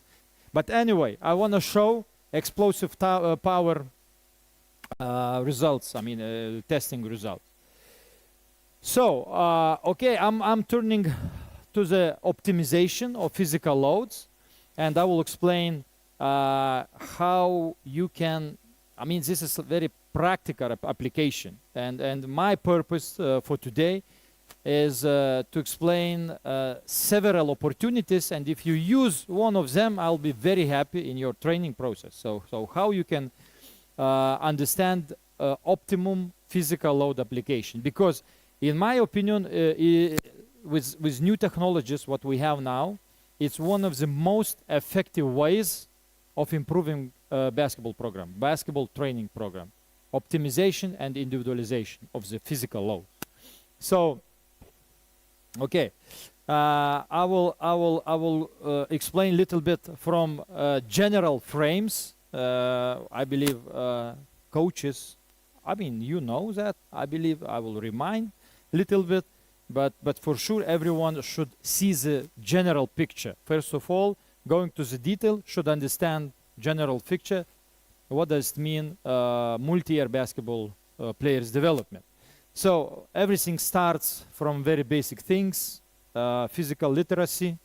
It is essential foundation movements, motor skills, developments, and so on, from very basic stuff, starting from kindergarten. And in Lithuania, yeah, it's always a big discussion. Should we have early specialization or late specialization? No one can tell which is better, and very recently Spain was leading. In general, European training system is based on early specialization. Only Australian, United States, Canada, UK based more on late specialization, and we have 3 models. I will explain this, but everything starts anyway from foundation of movements, and this is potential for athletic success. Physical literacy is the foundation of all high performance. This is clear, and so on. Then we come to the physical literacy components. It's fundamental movement skills and fundamental sport skills. When we put fundamental movements, then we go to fundamental sport skills. And then we have 3 models, which you should know. And we have development sport model, LTAD, long-term athletes development, and youth. I will explain youth participation. Okay, I will try to make it And this is also first level of load optimization. 3 rules. The first model, one second, I think, okay, here. Development model of sport participation based on chronological age. You see 3 stages of age, 6, 13 years old, 13, 15, and plus 15. So this is the criteria of optimization. And here we have early specialization and sampling. 2 ways. Early specialization, when you start specializing in some sport from early childhood, 6 years old, so what we do in Lithuania. And sampling, when until 13 years old you play different sports and then decide which you are most talented and so on. And maybe I will show 2 different players. For instance, here, early specialization product, I can say. Lithuanian player, Mantas Rupštavičius, very technical guy, not too strong physically, very well understand basketball, not individually, let's say, not too much individual, playing team play, always looking, passing and so on, good, quite good in defense, but he's a good example of early specialization because he been growing in Lithuania, went through all basketball system, and now he's really advancing very well.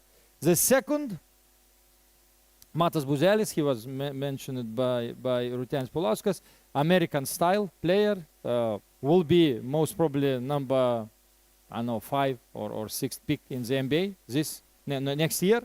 So he's late specialization model. You know, he was a swimmer until 12, 13 years old. He was one of the best prospects in United States for swimming.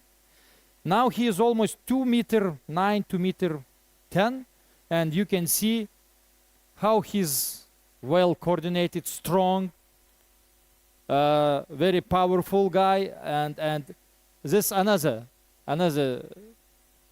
example of but different development of the player. I mean, dunking and so on, but not so good shooter for 3 points like Rupštavičius. So no one can say who will be most successful. For now, of course, Buzelis looks better, but we'll see how the let's say career will be in the future. We are happy. We already signed. Let's say he will play for Lithuania because American USA basketball was lobbying a lot to get him on the USA team. But now it's done. His father from Lithuania, mother from Lithuania, father working in national team as a physiotherapist. So it was not too hard, you know. But he's amazing in explosive power, in all the physical abilities and so, and 2 meters stand. So I'm coming back to this chart. So the first is DMSP model. And we have early specialization and sampling. So 2 also optimum physical load application, I can say, but in long-term philosophy. So second, long-term athlete development, who little bit interested in sports science, for sure, you know this. And this based on growth rate. And here you see what kind of physical abilities you should develop in which age when the growth is the most fast and so on. So yeah, it's also optimum physical load application, one of the criterias. And we are very different. As you can see, maturation status, very different, one starting earlier, another later, and when to develop what kind of physical abilities, you determining just looking to the specific person and so on. And the third is youth development model, and this is by maturation status. So prepubertal, circumpubertal, and postpubertal. And here you see fundamental movement skills and sport-specific skills. So what you need to be developed in which period? Speed, power, strength, hypertrophy of the muscles, and so on. So just to make understanding 3 different models, but basically talking about the same. When and what need to be developed from the side of physical abilities. So, and this long talk, I will not overcrowd you too much with that, but just understanding that in long-term development, in 10 years, you have 3 options, 3 criterias: chronological age, growth rate, and maturation status. You also can optimize physical load. Okay, this we see. So here I'm explaining, let's say, more in details, youth physical development. I explained about. Okay, one interesting fact about Mindaugas Kuzminskas, he been mentioned today also. I'm not sure he played in any youth teams, but now he's one of the leading our national team player in the age of 34 years. But interesting fact is that when he was young, 16, 17 years old, in Lithuania we had NBA camp where most talented guys from all over Europe came to Lithuania. And he was not good enough to come as a player, as a participant, so he asked to be a water guy. The water guy who give water to everybody, to future stars. And the destiny is a single guy who played in NBA from this camp is Mindaugas Kuzminskas.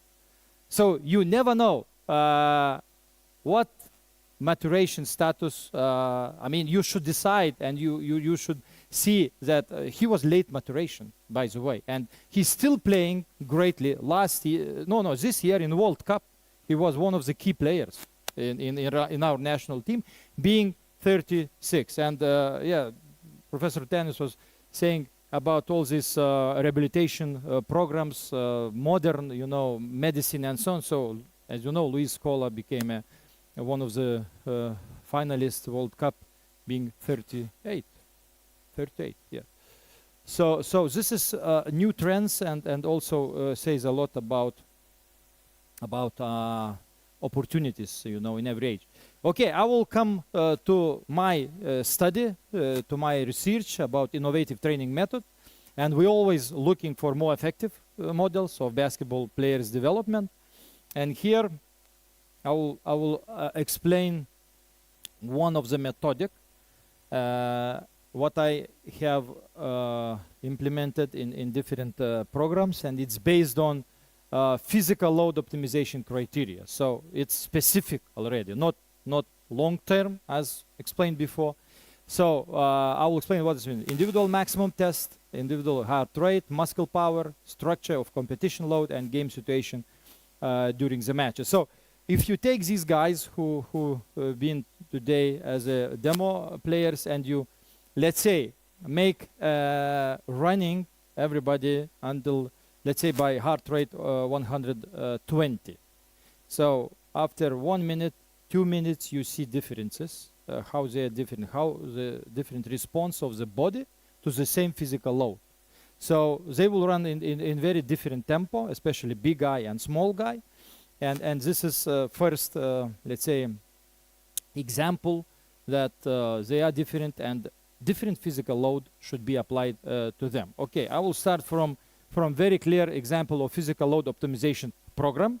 For instance, if you are developing aerobic endurance and you give light jogging with heart rate up to 120 for 20 minutes, and especially if you put heart rate or smart watches, just so you see how different tempo everybody take. So idea is, if you make them run the same tempo, some of them will develop aerobic, some of them anaerobic endurance. It's two different tasks. But if you want to develop aerobic endurance, so first criteria for optimization of physical load is heart rate. And you will see, and especially after if you need a rest recovery, so recovery time is very different. You see, when let's say heart rate comes to the initial heart rate 60 beats per minute, so one take maybe 1 minute, another take 2 or 3 minutes, and this is just to understand, I mean, how they different. Okay, speed and speed endurance. Okay, I will try to explain.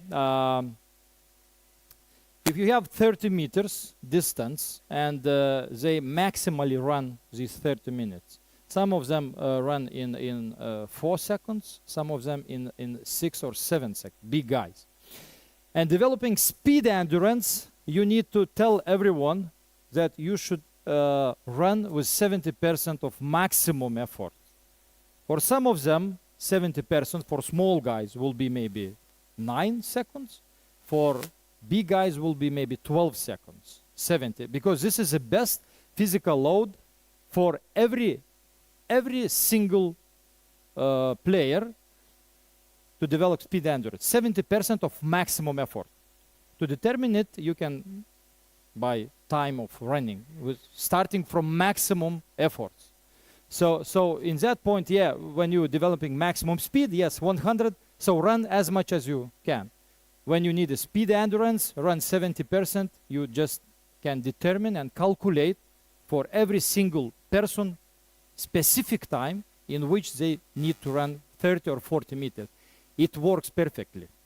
Believe me, I had many experiments on that. It works perfectly, and improvements are much better if you tell everybody, okay, run around 70% and you don't calculate exact time. And motivation for guys, much higher. Power, individual number of jumps, plyometric, as I told you. Now, how you can determine specific number of jumps for each player? Okay, this not easy because need equipment. I'm using OptoJump. It's little bit expensive, and we had a talk today. Do we have any free application on mobile phones to measuring jumps? We couldn't find easy. But how it works, I just explaining how it works. When you need to determine exact number of jumps which most suitable for jumping ability development, you need to perform 15-second jump test. So it's mean standing, and when it's OptoJump, there are 2 infrared plates, and you are jumping maximally, and you should go out of the ground as soon as possible, as quick as possible. And when contact time is starting to increase, it means this is the number of jumps what you need to use for jump ability development. For instance, you tell 3 times 8 jumps. Yes, 3 times, 3 series of 8 jumps. Usually, I'm also usually advising this. But when you're measuring with this, some of the players starting to get tired after 4 jumps, some of them after 12. It's very different. And if you give 3 series of 8, so one of them developing or not enough even getting load, and another developing let's say endurance, explosive power endurance, speed endurance, power endurance, not power, not explosive power, and so on. It works perfectly. I had many experiments, and we also had a publication in that I will show you later on, and it's really improves programs of development of, yeah, I should say that it takes more time for coaches especially, and I mean, I understand every coach situation that sometimes there are no even time for calculation and so on, but it works also with players education. Sometimes we give to calculate it for players, and this self-players education increase motivation, and this really works well. Okay, and strength, when you developing strength, simply you use maximum test. criteria, maximum test. For instance, okay, you go to the fitness gym and making push-ups and saying, okay, now the team should make 3 series of 10 push-ups. So determination of exact number of push-ups to every player, again, comes with maximum test. It means once you do maximum test, it's pity, we would make them make these push-ups, all the team, so you would see how different. One can make 15, another 40 push-ups maximally. And if you give to all the team players the same number, so one not enough, another too many. So what we used in our experiment and what science says that determined by maximum in the introductory phase 50% of maximum. So if one player can make 20, so 3 times 10. If another player can make 40, 3 times 20. And in the main development phase, 2/3. So this guy who makes 20 push-ups as a maximum, 3 times 13, 14. And this guy who made 40, maybe 25. So then you choose appropriate and most effective physical load to the specific player. Okay, I will go further. This was a first part of our experiment, and it was really great improvements in the fitness, really great improvement. It was experiment with 15, 16 years old guys, and second part of the experiment was on court, and we were measuring physical load during the practice and game, because we have this philosophy that we should practice as close to the game condition as possible. Of course, not always possible, because coach needs to explain, coach needs to stop, and so on. And this is very, very, very true. But as many practices you can use in this way, in increased intensity, as better adaptation to the game situation you will have. And here we have 3 ways of making this implementation. So you see, we just measured regular practice heart rate with a game heart rate. And here it's very clear. First period, second period, then a half break, and here. So regular practice, usually it was the same intensity and not enough intensity comparing to the game. So we created, in general, 3 models. I will explain. First was structure of the game load. So again, first period, then 2-minute break, usually shooting free throws, doing some passive, recovery. Then second quarter, again, without big breaks, without long stops, without long explanation. We tried to continue. We even measured first quarter in average last 16 minutes, then 20 almost, 19, 18, and we did this research as well. Then long break, more for explanation, more for tactic, and so on. And again, the first model. The second model was implementing all the game situation. No free shooting, no just relaxed dribbling, always big pressure. We prepared plans in advance, and coaches implemented every step, every single minute as a game situation. So this was another model, and we put this game situation into the structure of the game load. So structure of 4 periods, and also every single situation as during the game. Not always possible to repeat every, but just philosophy of that. So we measured that this modeled practice intensity was higher, was closer to the game, and we applied it for 3 months. So just basically we had 3 models: game structure, then game situation, and then composed game structure and game situation. So what indices and what results we got? Okay, this is game load structure, game situation, and game's load structure plus game situation.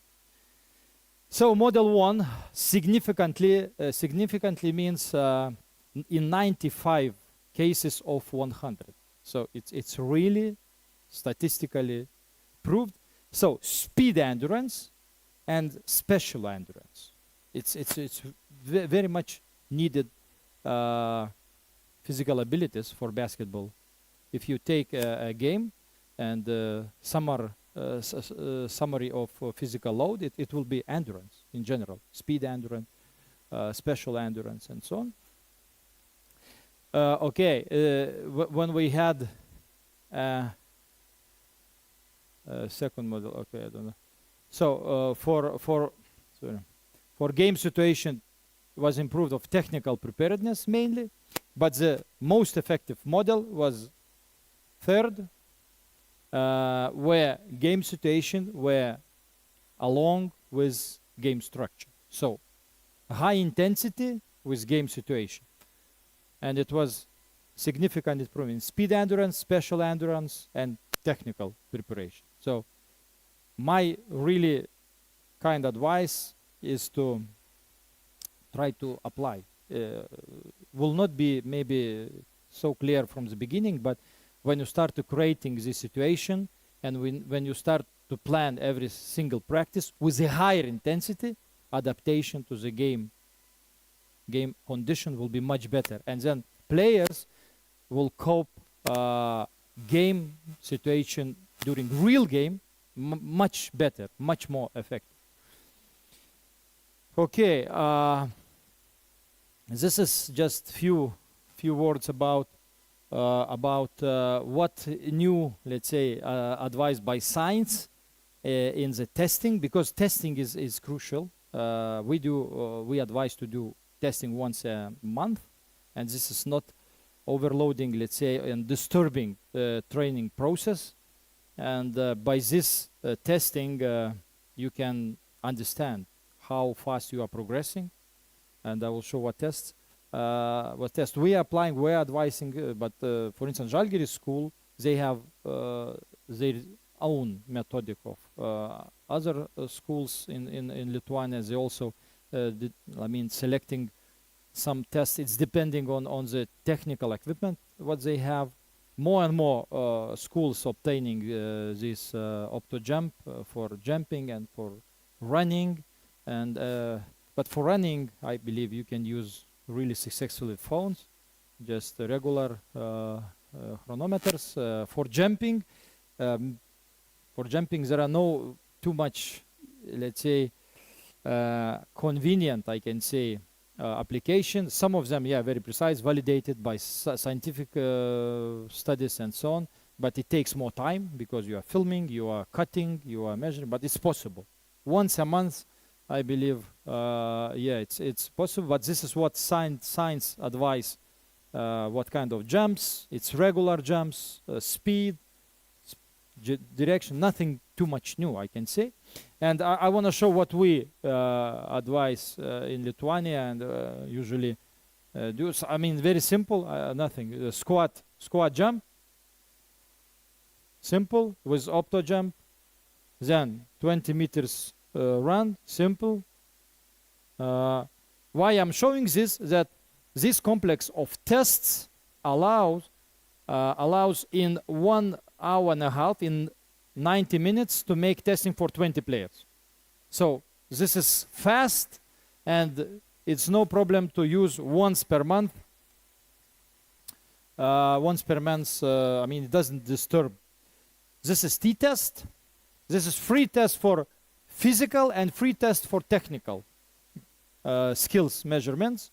So t-test, and you can find a lot of data to compare, because as Alejandro told today, it's very much important to know if you can have something to compare, someone to compare, and some indices to compare, just to understand where you are. And this is 1 minute shooting. 3 points. One, if you're scoring from let's say lie up, it's 1 point. Here 2 points, and this is 3 points, and you are counting how many points you're getting in 1 minute.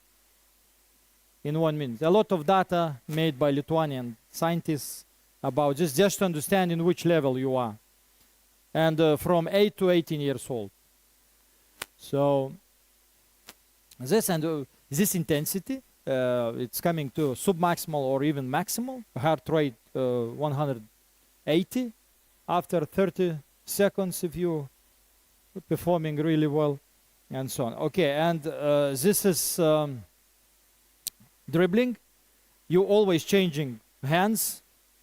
So 4 cones, as you can see, starting from the baseline, free throw line, middle, opposite free throw line, opposite baseline, and then it's 212 meters, a little bit more, and this shows speed endurance. It's really, you can find a lot of a lot of tests, different tests for this. But I'm just showing what we are doing, and especially improvements visible when you make this test before and then applying one of the models that I showed during regular, practices with increased intensity, and you do that after like 3 weeks, you see very significant improvement because the endurance is improved very much in players. Yeah, you can see. Okay, so this is 30 free throws. You're making 5 free throws, then walking a little bit around, and then again, and this way 6 times. 30. It's for shooting stability, but it's without physical load, and it's also good test to see. 5 shots, then little bit walk, 10 seconds, again 5, walk, 5, and this 30 free throws. We have a lot of data to compare, and you can see what level you have. And we by the way, we apply this in different Asian countries, and this is joy for players, especially for young players, to compete among themselves, and sometimes you compete with yourself as well. You did it before, you do it again, and this makes really more attractive the training process. I really advise to make it. Okay, I will not go in details, but optimum physical load application includes periodization, skills development, strengths, nutrition, monitoring and assessment, of course, individualization. So it's big field basically of improvements in any training process, and I really advise it to apply. So thank you very much. I would be very happy to answer any question if you have.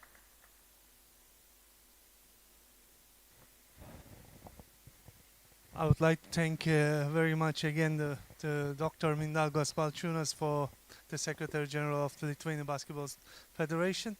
And now we have our head of organizing committee, Tolga Tek, will give your present, Doctor. Yeah, thank you. Thank you, Mindaugas. Thank you for your great presentation, and thank you. You are the part of this clinic. I believe that we will continue our collaboration. So always it's good to see you. So I wish we will see each other next clinics, next organizations. Thank you so much. Yeah, thank you very much for everything. Very nice. Thank you. Photo. Mm-hmm.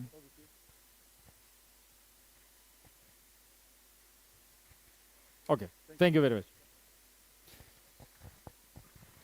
Oh, thank you very much for all your participation, and today's session is over. Have a nice evening. I hope you can go home safely under this rain.